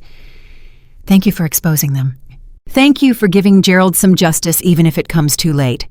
Other guests told similar stories. Money lost in Grant's failed investments, business deals that had gone sour because of Peterson's corrupt rulings, a pattern of exploitation that stretched back years, victimizing anyone who got in their way. By midnight, only family remained. Clementine, Lala, and Martha sat in the library sharing a bottle of wine that Martha had rescued from the party supplies. What happens now? Martha asked. Will they really go to prison? If there's any justice in the world, Clementine said, the FBI has been building this case for a long time. With the evidence I provided and the testimony from the victims, they should have more than enough to secure convictions. And Paige, she'll try to plea bargain, trade information for a lighter sentence, but she's not as clever as she thinks she is. The agents know she was involved. They'll make sure she pays for her part in this. Lala set down her wine glass. I don't want to think about them anymore tonight. I just want to enjoy being able to think at all. Then let's talk about something else. Clementine leaned back in her chair. Let's talk about what we're going to do with this house once everything is settled. What do you mean? It's too big for just the two of us, too full of bad memories. I've been thinking about what you said before about the East Wing and all those empty rooms. Lala's eyes lit up. The home for women like me, women whose families have abandoned them. Exactly. A place where no one has to sleep on a welcome mat, where no one gets told they're crazy or worthless or a burden. A real home. Martha dabbed at her eyes with a napkin. That's beautiful, Mrs. Brooks. It's necessary, Clementine corrected. I spent 20 years building wealth because I thought money could protect the people I loved. But money doesn't protect anyone if the wrong people control it. What protects people is community, people who look out for each other, people who refuse to look away when someone is being hurt. Like you refused to look away when you saw Lala on that mat, Martha said. Like you refused to look away when you slipped me that note. Clementine raised her glass. To the people who don't look away. They clinked glasses and drank. Around 1 a.m, Clementine walked through the empty house alone. The caterers had packed up and gone. The flowers were wilting in their arrangements. The champagne had gone flat in abandoned glasses. She paused in the foyer, looking at the spot where Lala had lain curled on that filthy welcome mat just 3 nights ago. Such a short time. It felt like years. The front door opened and Clementine tensed. But it was only Agent Webb, accompanied by a young woman in an FBI windbreaker. Mrs. Brooks, I'm sorry to disturb you so late, but I thought you'd want to know. We've arrested Marco Castellano. He was trying to board a private plane when our agents intercepted him. Relief flooded through her. And his people, the ones Grant said might retaliate. Most of them scattered when they heard the boss was going down. We're rounding them up, but they're more interested in saving themselves than in seeking revenge. You should be safe. Thank you, Agent Webb, for everything. Thank yourself, Mrs. Brooks. You did the hard part. He paused at the door. Get some rest. Tomorrow is going to be a long day. After he left, Clementine climbed the stairs to the room she now shared with Lala. Her sister was already asleep, her breathing deep and even her face peaceful, in a way it hadn't been for years. Clementine sat by the window and watched the moon set over the gardens she had planned from 1,000 miles away. The roses were overgrown. The hedges needed trimming. The old oak tree where Grant had played as a child was strangled with ivy. But the bones of the place were good, strong, built to last, like her.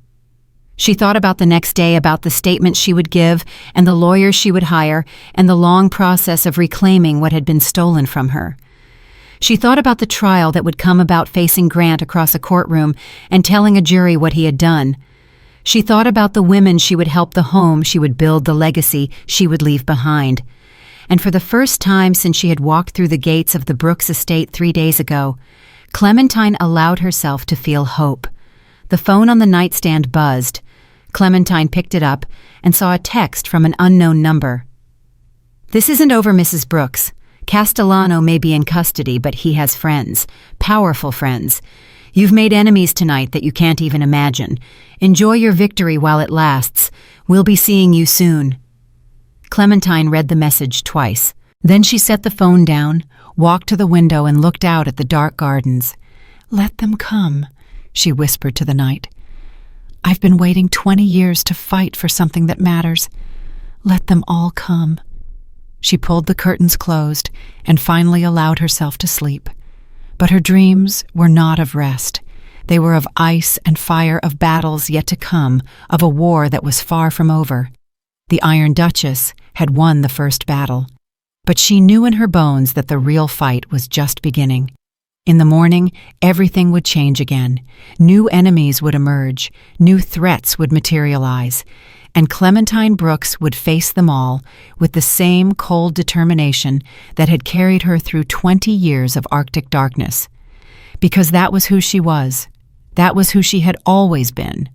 A survivor, a fighter, a mother who had finally come home. And God help anyone who tried to take that home away from her again. The threatening text message haunted Clementine's dreams, but when she woke at dawn, she pushed the fear aside. Fear was a luxury she could not afford. She had faced worse than anonymous threats. She had faced the Arctic itself. Lala was already awake, sitting by the window with a cup of tea Martha had brought. The color was returning to her cheeks, and her eyes were clearer than they had been in years. "You slept badly," Lala observed. "I heard you talking in your sleep." "Old habit from the camps. The nightmares never really go away." "What were you dreaming about?" Clementine hesitated. She didn't want to burden her sister with the threatening message. But Lala had spent 3 years being treated like a child, being lied to and manipulated. She deserved the truth. "Someone sent me a message last night. Friends of Castellano. They said this isn't over." Lala's teacup trembled slightly, but her voice was steady. "What are we going to do?" "We're going to live our lives. We're going to rebuild this house and this family, and if anyone comes for us, we're going to make them regret it." Martha knocked and entered without waiting for a response. Her face was pale with worry. "Mrs. Brooks, there's a woman at the door. She says she's from the district attorney's office, but there's something else." Martha lowered her voice. "Mrs. Page is with her, in handcuffs." Clementine rose immediately. "Stay here with Lala. Don't let anyone in except me." She descended the grand staircase, her footsteps echoing in the empty foyer. At the front door stood a tall woman in a crisp gray suit, her dark hair pulled back in a severe bun. Behind her, flanked by 2 federal marshals, stood Paige Brooks. Gone was the elegant rose-colored robe and the carefully composed mask of innocence. Paige wore orange prison scrubs, her hair tangled, her makeup smeared. She looked like what she was, a criminal caught in her own web. "Mrs. Brooks." The woman in gray extended her hand. "I'm Assistant District Attorney Victoria Chen. I apologize for the early hour, but we have a situation that requires your immediate attention." "What kind of situation?" "Mrs. Paige Brooks has offered to provide testimony against her husband and his associates in exchange for a reduced sentence. However, she claims to have information that directly concerns your safety. She insisted on speaking with you before she would cooperate further." Clementine looked at Paige. The younger woman's eyes were red from crying, but there was still a calculating gleam in them. Even now, even in handcuffs, she was looking for an angle. "What do you want, Paige?" "I want to make a deal." Paige's voice was hoarse. "Not with them, with you. You're not in a position to make deals." "I have information that could save your life." Paige stepped forward and the marshals tensed. "Castellano was just the beginning. There's someone else, someone bigger, someone who's been pulling strings in this city for decades, and they're very, very angry about what you did last night." Clementine kept her expression neutral, but her heart hammered against her ribs. "Who?" "That's what I want to trade. The name, the evidence, everything I know. In exchange, you don't testify against me. You tell the prosecutor I was a victim of Grant's manipulation just like you and your sister. You drugged my sister for 3 years. You treated her like an animal. You helped Grant steal everything I worked for." I also kept records. Paige's eyes glittered. Detailed records of every transaction, every bribe, every threat. Grant thought I was too stupid to understand what was happening. He was wrong. I documented everything because I knew someday I might need insurance. She leaned closer. The person I'm talking about makes Castellano look like a street corner hustler. If you don't take this deal, you won't survive the month. Ada Chen stepped between them. Mrs. Brooks, I should inform you that the Bureau has confirmed the existence of this individual Mrs. Paige mentioned. We believe he may be responsible for several unsolved murders in the region over the past decade. Any information she can provide would be extremely valuable. And you need my cooperation to get it. We need you to consider the offer. That's all I'm asking. Clementine looked at Paige, really looked at her. Behind the calculating eyes and the manipulative words, she saw something else. Fear. Real, genuine terror. Whatever Paige knew, it scared her more than prison, more than losing everything she had schemed to acquire. Who is he? Clementine asked quietly. Give me the name and I'll consider your offer. Paige glanced at the marshals at Ada Chen at the empty foyer around them. His name is Vincent Mercer. He owns half the judges in this state and a quarter of the politicians. He's been laundering money through legitimate businesses for 40 years, and Grant owed him even more than he owed Castellano. The name hit Clementine like a physical blow. Vincent Mercer. She knew that name. Everyone in Georgia knew that name. He was a philanthropist, a patron of the arts. His face was on the walls of hospitals and libraries he had funded. He sat on the boards of a dozen charities and had lunch with the governor. He was also, if the whispers were true, the most dangerous man in the Southeast. Grant owed money to Vincent Mercer, $3 million to Castellano, $7 million to Mercer. Paige laughed bitterly. My husband was a spectacular failure at gambling. He managed to lose more money in 10 years than most people earn in a lifetime. And Mercer wants payment. Mercer wants blood. Castellano was just his collection agent. Now that Castellano is in custody and the FBI is sniffing around, Mercer is exposed. He's going to burn everyone who can connect him to the operation, starting with Grant and ending with you. Clementine turned to Ada Chen. Is this true? We've suspected Mercer for years but never had enough evidence to move against him. If Mrs. Paige can provide documentation linking him to the loan operation and the money laundering, we might finally have a case.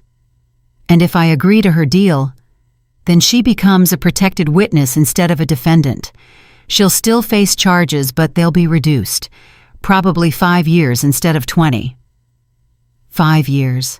For 3 years of drugging and torturing Lala, for helping Grant steal millions of dollars, for treating Clementine like a piece of garbage to be discarded. It wasn't enough. It wasn't anywhere close to enough. But if Paige was telling the truth about Mercer, if there really was someone that powerful coming for them, then Clementine needed every advantage she could get. I want to see the records first, she said finally. Every document, every photograph, every piece of evidence. And I want my own lawyer to review the deal before I agree to anything. Paige sagged with relief.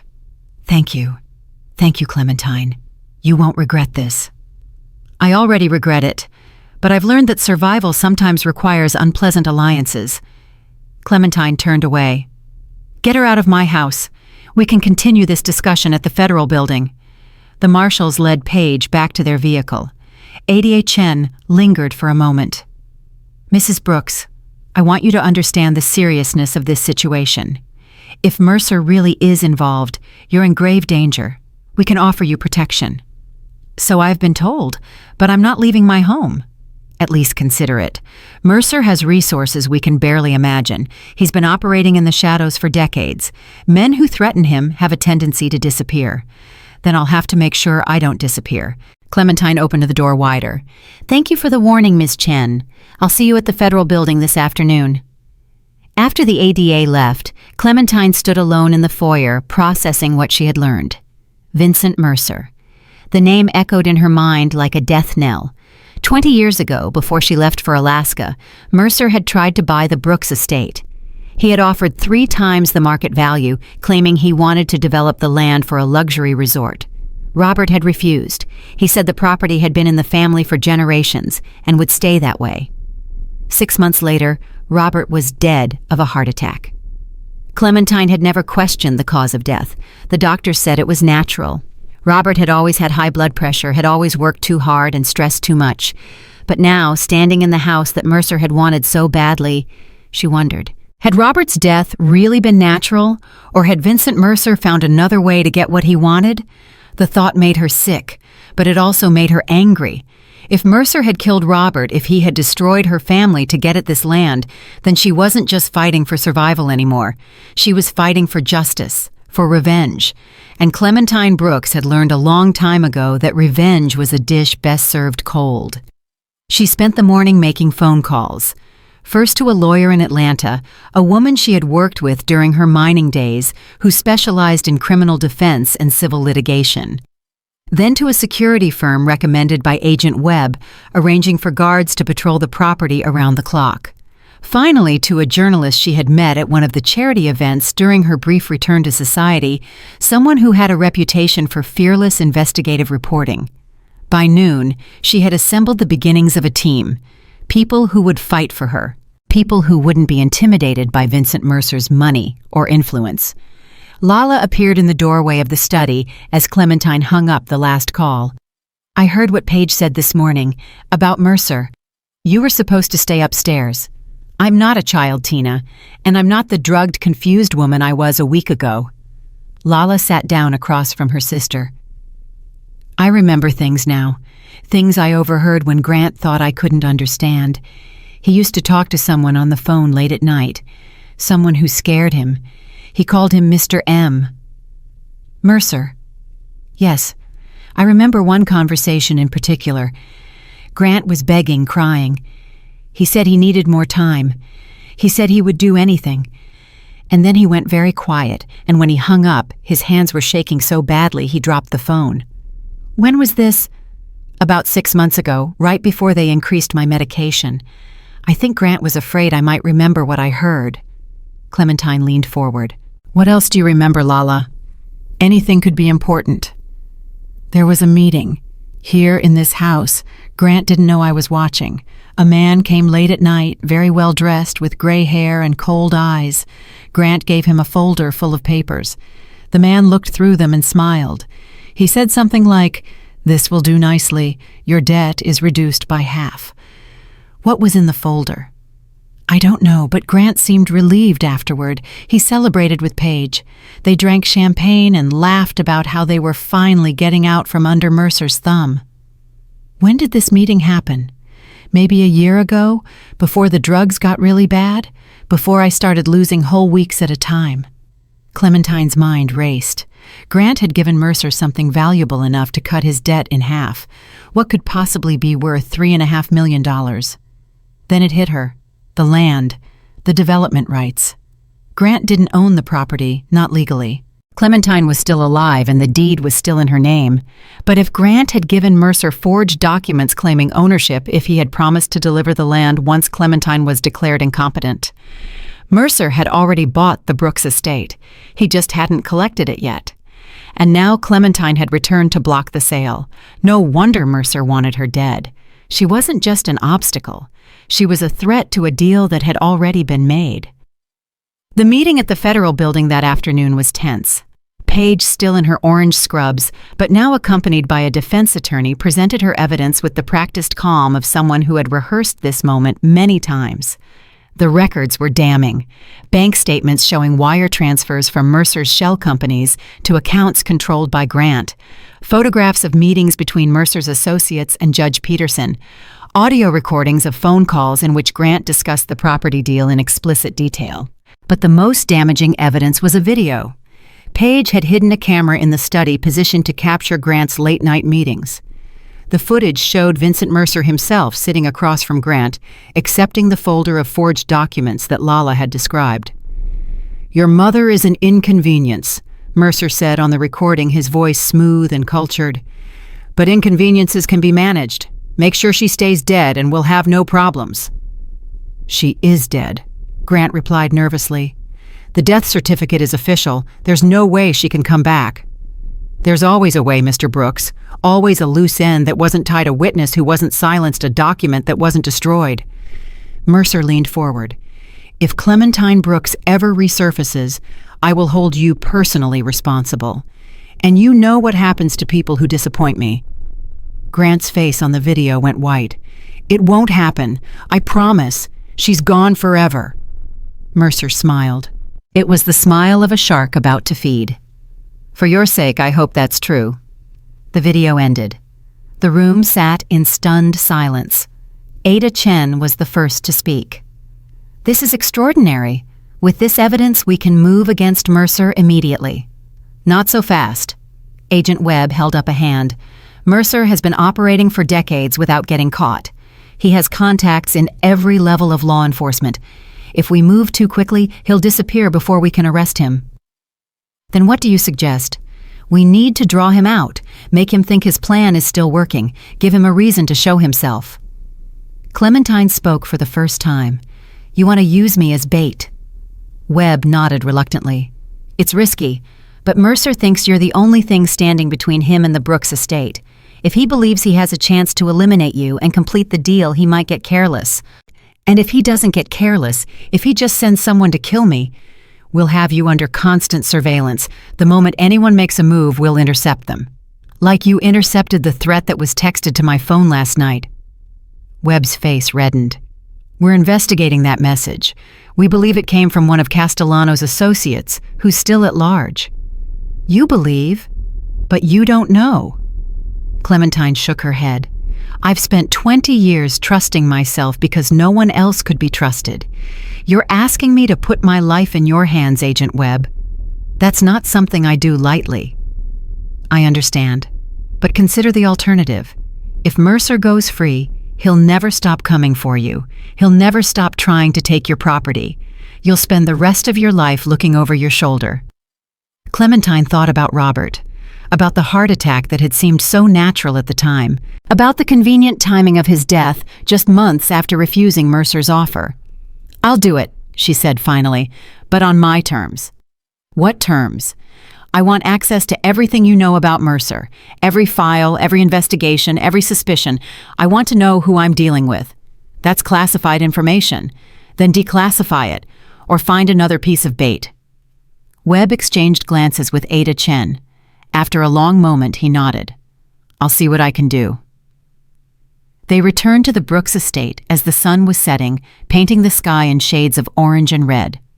Clementine felt the weight of the day pressing down on her shoulders, but she refused to show weakness.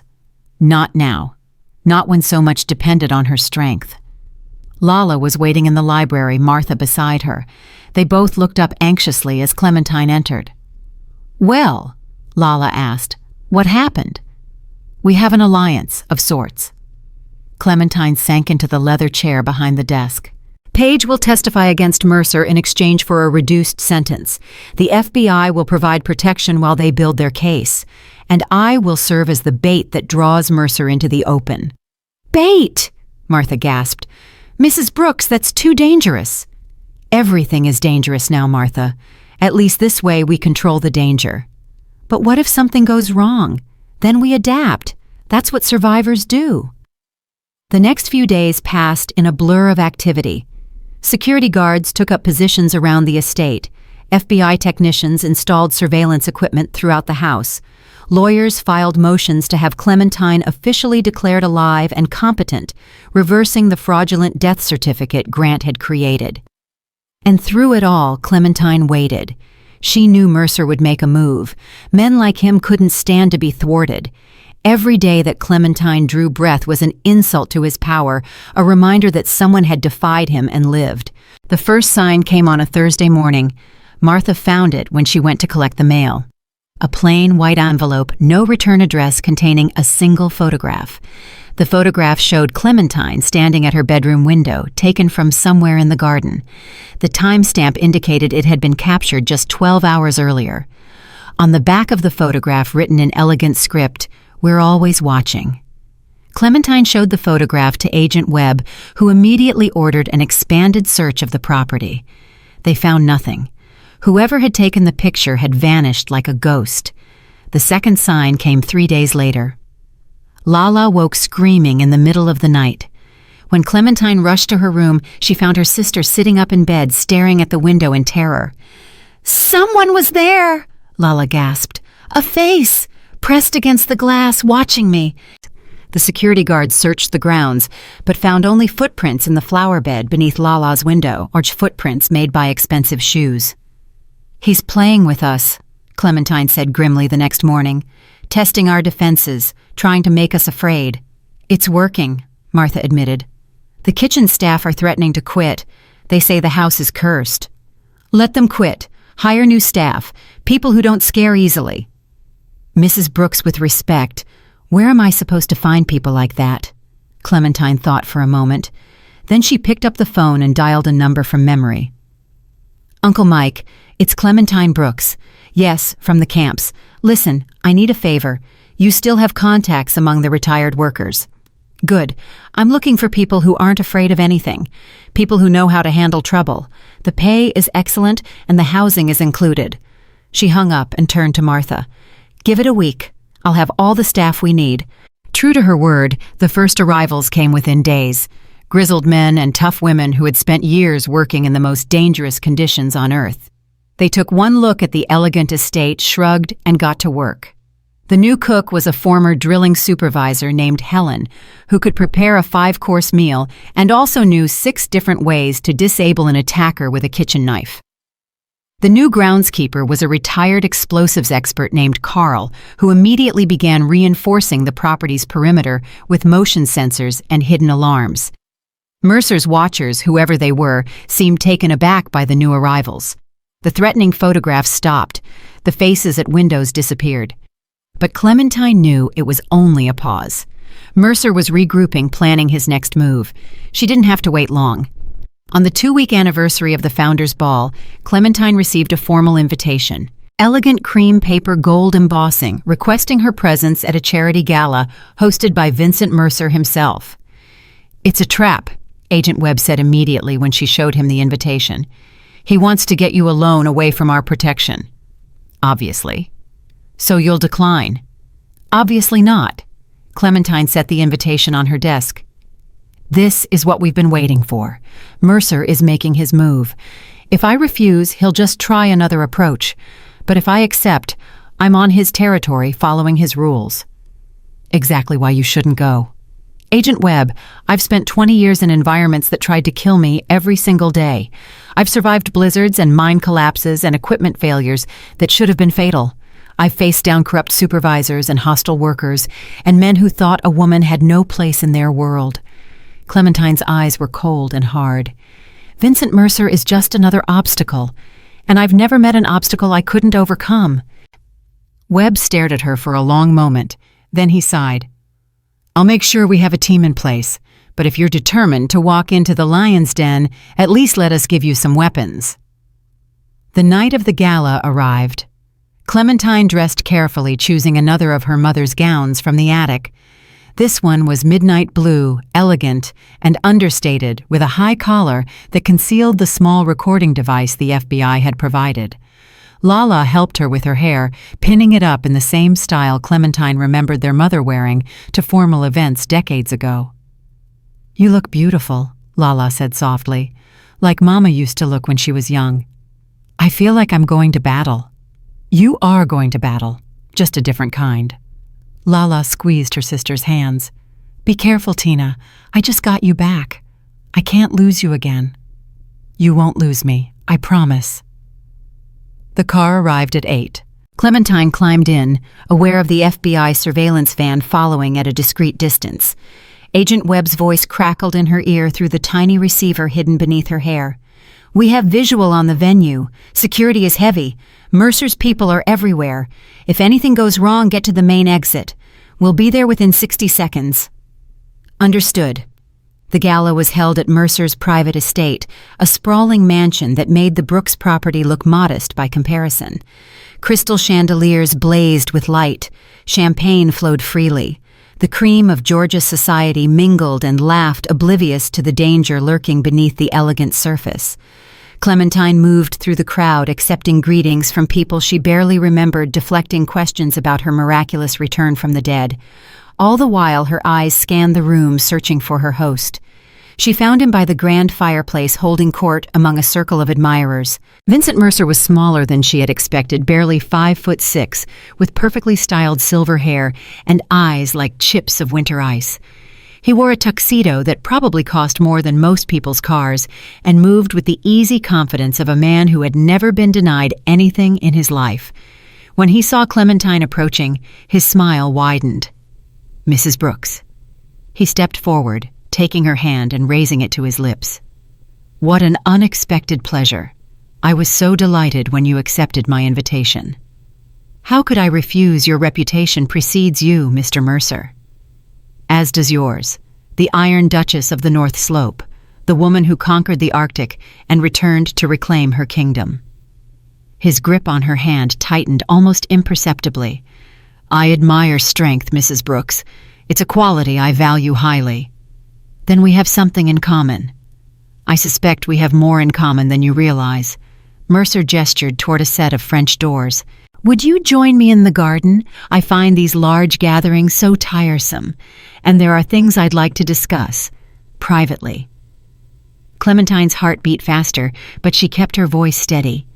"By all means." They walked together through the doors and into a moonlit garden. The air was cool and sweet with the scent of roses. In the distance, a fountain played softly. When they were far enough from the house that their conversation couldn't be overheard, Mercer dropped all pretense of charm. "Let me be direct, Mrs. Brooks. You have something I want. I have the resources to make your life very comfortable or very short. The choice is yours." "The Brooks estate. The land, specifically. The house can burn for all I care, but that property sits on top of something valuable. Something I've been trying to acquire for over 20 years. "What could possibly be worth that much trouble?" Mercer smiled coldly. "That's not your concern. What should concern you is what happens if you refuse my offer. Your son learned that lesson. Your husband learned it before him." Clementine went very still. "Robert." Such a shame. A healthy man in his 50s struck down by a sudden heart attack. The doctors never thought to test for certain substances that can mimic cardiac arrest. Mercer's eyes glittered. "He refused my offer too, just like you're thinking of doing, and look what happened to him." The fury that rose in Clementine's chest was like nothing she had ever felt. 20 years of grief, 20 years of guilt for leaving, 20 years of thinking Robert had died because of stress and bad luck. And all along it had been this man, this monster in a tuxedo.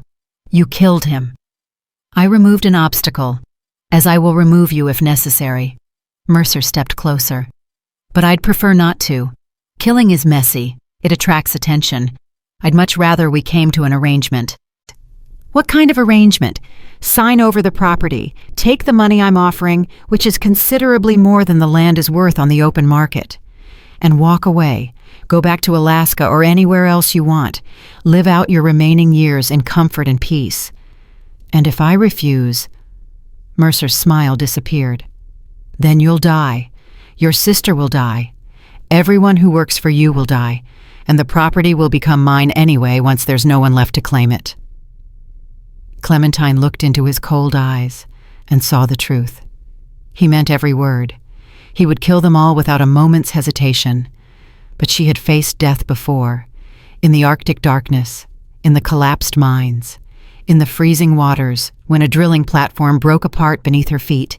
She had survived all of it, and she would survive Vincent Mercer. "Mr. Mercer," she said quietly, "I have spent my entire life fighting for what's mine. I'm not going to stop now. Bye." She turned and walked away, her head held high, leaving him standing alone in his moonlit garden. Behind her, she heard him laugh, a soft, cold sound, like ice cracking. "Then you've chosen your fate, Mrs. Brooks. Don't say I didn't give you a chance." Clementine kept walking. Her hands were shaking, but her stride was steady. The war had truly begun now, and only one of them would survive to see it end. The car ride back from Mercer's gala was silent. Clementine sat in the back seat staring out the window at the dark streets passing by her mind, racing with everything she had learned. Robert, her Robert, murdered by Vincent Mercer because he refused to sell the family land. 20 years of grief, 20 years of believing she had abandoned her husband when he needed her most. 20 years of guilt that had driven her to the frozen north, punishing herself for a failure that was never her fault. All because of one man's greed. Agent Webb's voice crackled in her ear. "Mrs. Brooks, we recorded everything. Mercer's confession about your husband is admissible. We can move against him now." "Not yet." "What do you mean, not yet?" "He admitted to murder. He admitted to me, in a private garden with no witnesses. His lawyers will claim I misheard, or that he was speaking metaphorically, or that the recording was doctored."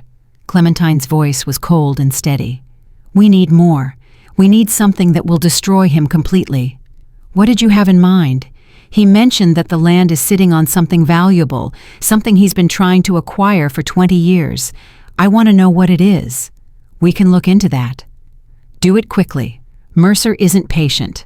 Now that I've refused his offer, he'll move fast." She was right. The first attack came at 3 a.m, 2 days after the gala. Carl, the retired explosives expert who now served as groundskeeper, spotted the intruders on the motion sensors before they reached the house. 4 men in dark clothing approaching from the east side of the property where the old garden wall had a gap. Carl activated the hidden alarm system he had installed. Floodlights blazed to life, illuminating the grounds like a sports arena. The intruders froze, blinded, and exposed. By the time the FBI response team arrived, 2 of the men had been subdued by the former mining workers who now staffed the estate. The other 2 had escaped into the woods, but not before one of them dropped a cell phone in his panicked flight. Agent Webb examined the phone at the scene. "Burner phone, but there's a text thread. Instructions from someone called V. Orders to eliminate the target and make it look like a home invasion gone wrong." "V for Vincent," Clementine said. "We can't prove that, but this is attempted murder. We can use it." "It's not enough. Mercer will deny any connection. He'll sacrifice these men and claim they were acting on their own." "Then what do you suggest?" Clementine looked at the captured intruders now handcuffed and sitting on the damp grass. One of them was young, barely older than 20, with the scared eyes of someone who had gotten in over his head. "Let me talk to the young one.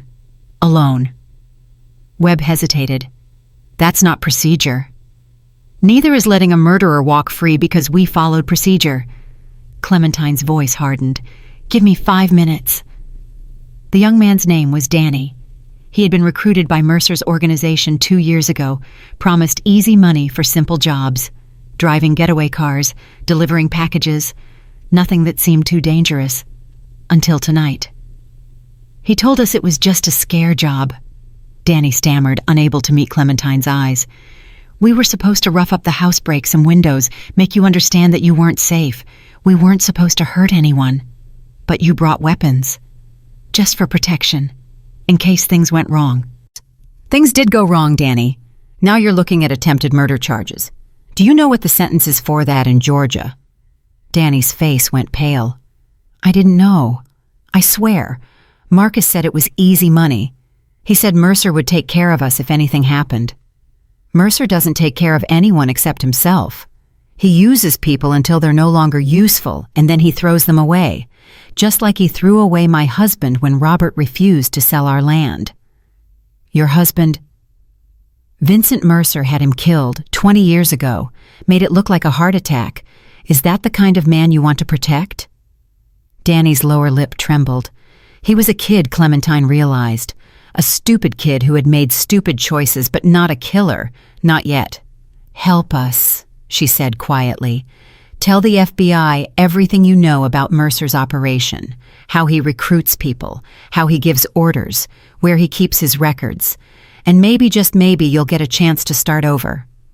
"He'll kill me. If I talk, he'll have me killed in prison." "We can protect you. New identity, new location. But only if you cooperate." Danny stared at her for a long moment. Then he broke. "There's a warehouse on the south side of the city near the old rail yards. That's where Mercer keeps everything. Financial records, evidence of the people he's paid off everything. He calls it his insurance policy. Says if he ever goes down, he's taking half the city with him. Clementine felt a surge of triumph, but she kept her expression neutral. How do you know this? I did deliveries there, packages that Marcus said were important. I wasn't supposed to look inside, but once one of them broke open. It was full of files, photographs, lists of names. Can you describe the location exactly? Danny could, in excruciating detail. When Clementine emerged from the conversation, Agent Webb was waiting with a mixture of frustration and grudging respect. You got more out of him in 10 minutes than we would have in 10 hours of interrogation. I've spent 20 years managing men, Agent Webb. I know how to read people. She handed him her notes. There's a warehouse, Mercer's insurance policy, everything we need to bring him down. The raid happened the next evening. Clementine insisted on being present, watching from a safe distance as teams of FBI agents descended on the nondescript building near the rail yards. The resistance was minimal. 2 security guards who surrendered immediately when they realized they were outgunned. No shots fired, no casualties. But what they found inside was worth more than any amount of gunfire. Filing cabinets stretching floor to ceiling, stuffed with documents spanning 4 decades. Photographs of politicians, judges, and law enforcement officers in compromising positions. Bank records showing the flow of money from Mercer's legitimate businesses into offshore accounts. Audio recordings of phone calls in which Mercer himself discussed assassinations, bribery, and fraud. And in a small safe hidden behind a false wall, they found something else. Something that made Clementine's blood run cold. A collection of files on every person Mercer had ever ordered killed, complete with photographs, methods of execution, and the names of the men who carried out the orders. Robert Brooks was number 37. The file contained everything. Surveillance photos of Robert in the weeks before his death. Reports on his daily routine. A detailed plan for how to administer the untraceable substance that would mimic a heart attack. And at the very end, a single photograph of Robert's body being loaded into an ambulance stamped with the word completed in red ink. Clementine stared at the file for a long moment. Then she closed it carefully and handed it to Agent Webb. I want to be there when you arrest him. Webb started to protest, then saw the look in her eyes. I'll see what I can do. The arrest of Vincent Mercer made national news. FBI agents descended on his estate at dawn, overwhelming his security team and taking him into custody before he could reach the private helicopter that was supposed to carry him to safety. Clementine watched from across the street, standing in the shadow of an old oak tree, as the most powerful man in Georgia was led out of his mansion in handcuffs. Mercer saw her. Their eyes met across the distance. He didn't look afraid. He looked furious. This isn't over, he shouted, struggling against the agents holding him. You have no idea what you've done. I have friends in places you can't even imagine. You'll never be safe. Never. Clementine said nothing. She simply stood there silent and still watching as the man who had destroyed her family was loaded into a federal vehicle and driven away. When the car disappeared around the corner, she finally allowed herself to breathe. The trial of Vincent Mercer lasted 3 weeks. The evidence was overwhelming. Witness after witness testified to his crimes. Danny, now in protective custody, explained how the organization recruited and controlled its members. Paige Brooks, eager to reduce her own sentence, provided detailed testimony about Grant's dealings with Mercer and the plan to seize the Brooks estate. But the most damaging testimony came from Clementine herself. She took the stand on the 15th day of the trial, wearing the same burgundy dress she had worn to the gala. She spoke clearly and calmly, describing her husband's death, her son's betrayal, and her confrontation with Mercer in his garden. When the prosecutor asked about Robert, about what Mercer had told her that night, Clementine's voice finally wavered. He said that my husband was an obstacle, that he had been removed. He spoke about it like he was discussing a business transaction, like Robert's life meant nothing. And how did that make you feel, Mrs. Brooks? Clementine looked directly at Mercer, who sat at the defense table with his expensive lawyers and his perfectly tailored suit. It made me understand that some people have no humanity left. They've traded it away for money and power, and the only thing they understand is consequences. The jury deliberated for less than 4 hours. Guilty on all counts: murder, conspiracy, racketeering, fraud. Enough charges to ensure that Vincent Mercer would spend the rest of his life in a federal prison. When the verdict was read, Clementine closed her eyes and let the relief wash over her. It wasn't exactly happiness. Robert was still dead. Grant was still in prison. 20 years of her life were still gone. But there was justice. Finally, after everything, there was justice. Lala was waiting for her outside the courthouse, surrounded by Martha and Helen and Carl and all the other workers who had become family over the past months. "It's over," Lala said, taking Clementine's hands.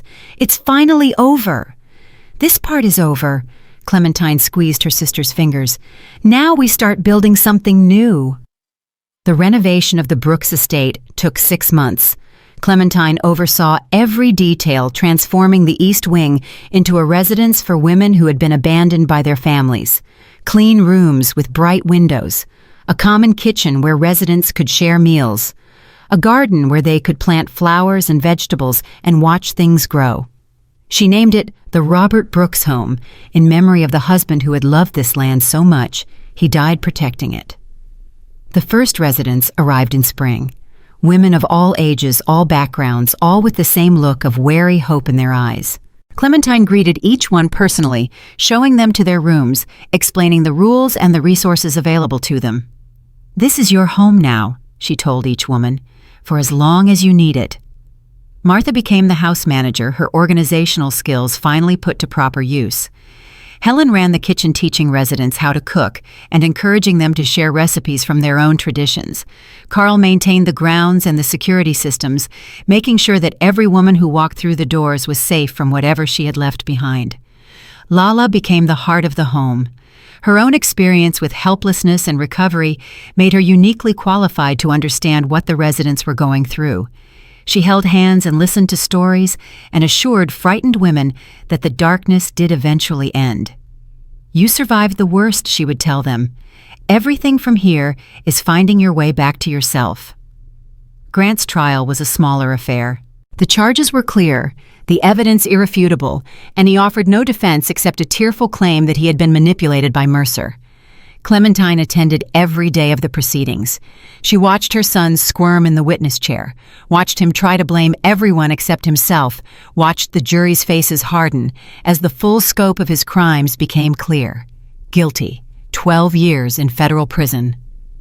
When the sentence was pronounced, Grant looked at his mother for the first time since the trial began. "This is your fault," he said, his voice cracking. "You left me. You abandoned me. Everything I did was because you weren't there." Clementine stood up. The courtroom fell silent. "I sent you money every month for 20 years, she said quietly. "I called you on holidays. I wrote letters. I did everything I could to support you from 1,000 miles away. And you took that support and used it to destroy everything I loved." She paused, letting the words sink in. "I didn't abandon you, Grant. You abandoned yourself. You chose greed over family. You chose cruelty over love.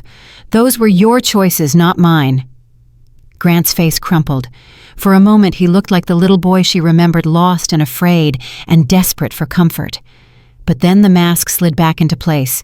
The petulance, the blame, the refusal to accept responsibility. "You'll regret this," he said. "You'll regret throwing away your only son." "I already regret it." Clementine turned and walked out of the courtroom. "I regret every day that I wasted believing you might become someone worth loving." She didn't look back. Paige Brooks received a reduced sentence in exchange for her testimony, 5 years in a minimum security facility. She disappeared into the system without fanfare, and Clementine never heard from her again. Judge Peterson was disbarred and imprisoned for corruption.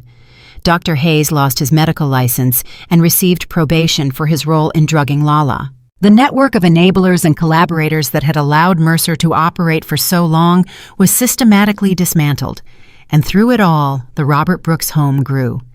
By the first anniversary of its opening, there were 12 residents. By the second, there were 25. Word spread through shelters and social services and whispered networks of women helping women.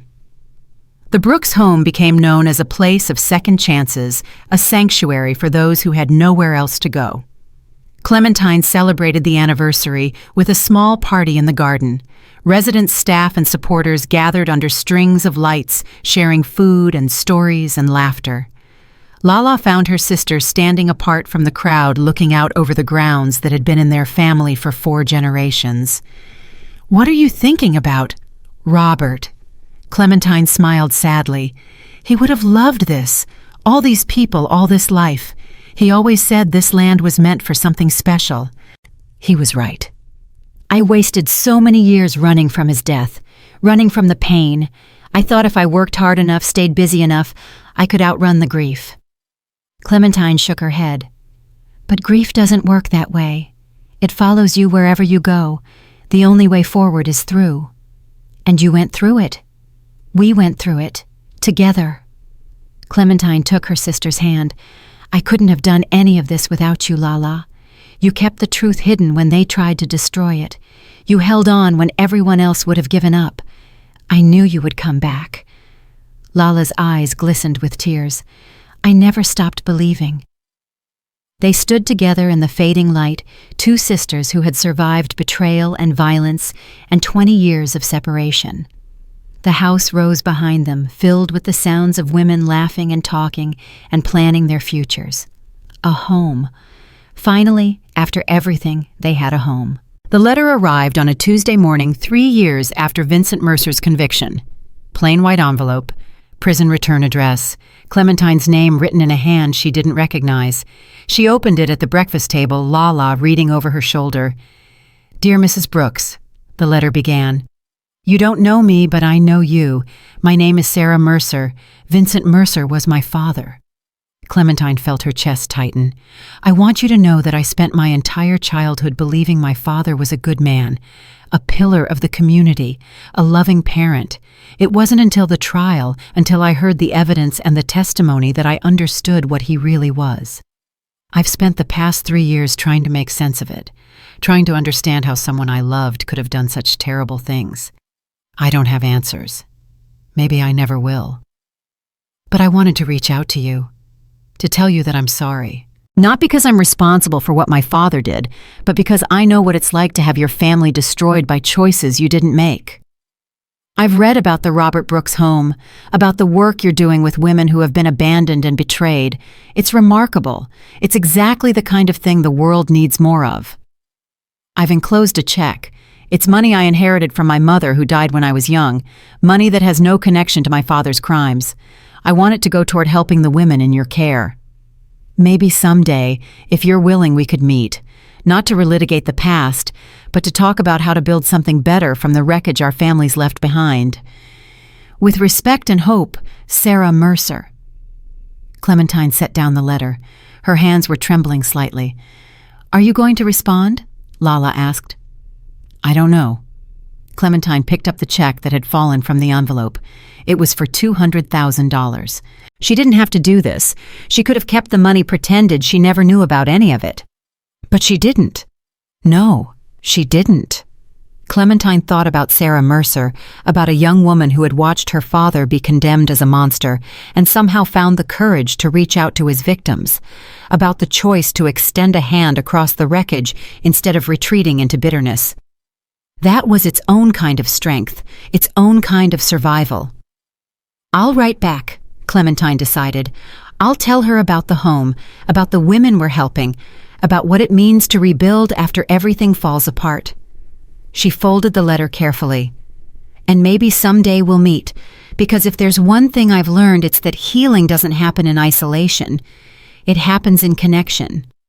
The sun was rising outside the window, casting golden light across the breakfast table. Somewhere in the house, a woman was singing.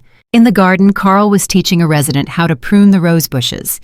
In the kitchen, Helen was preparing lunch for 25 hungry people. Life was continuing, growing, thriving. Clementine Brooks, the Iron Duchess of the North Slope, the woman who had survived the Arctic and betrayal and the murder of her husband, sat in the home she had fought so hard to reclaim and allowed herself to feel something she hadn't felt in decades. Peace. Not the absence of trouble, not the end of challenges, but a quiet confidence that whatever came next, she could handle it, that she was surrounded by people who loved her and believed in her, that the work she was doing mattered. Lala poured her another cup of coffee. Martha came in with the morning mail. A resident stopped by to ask a question about the laundry schedule.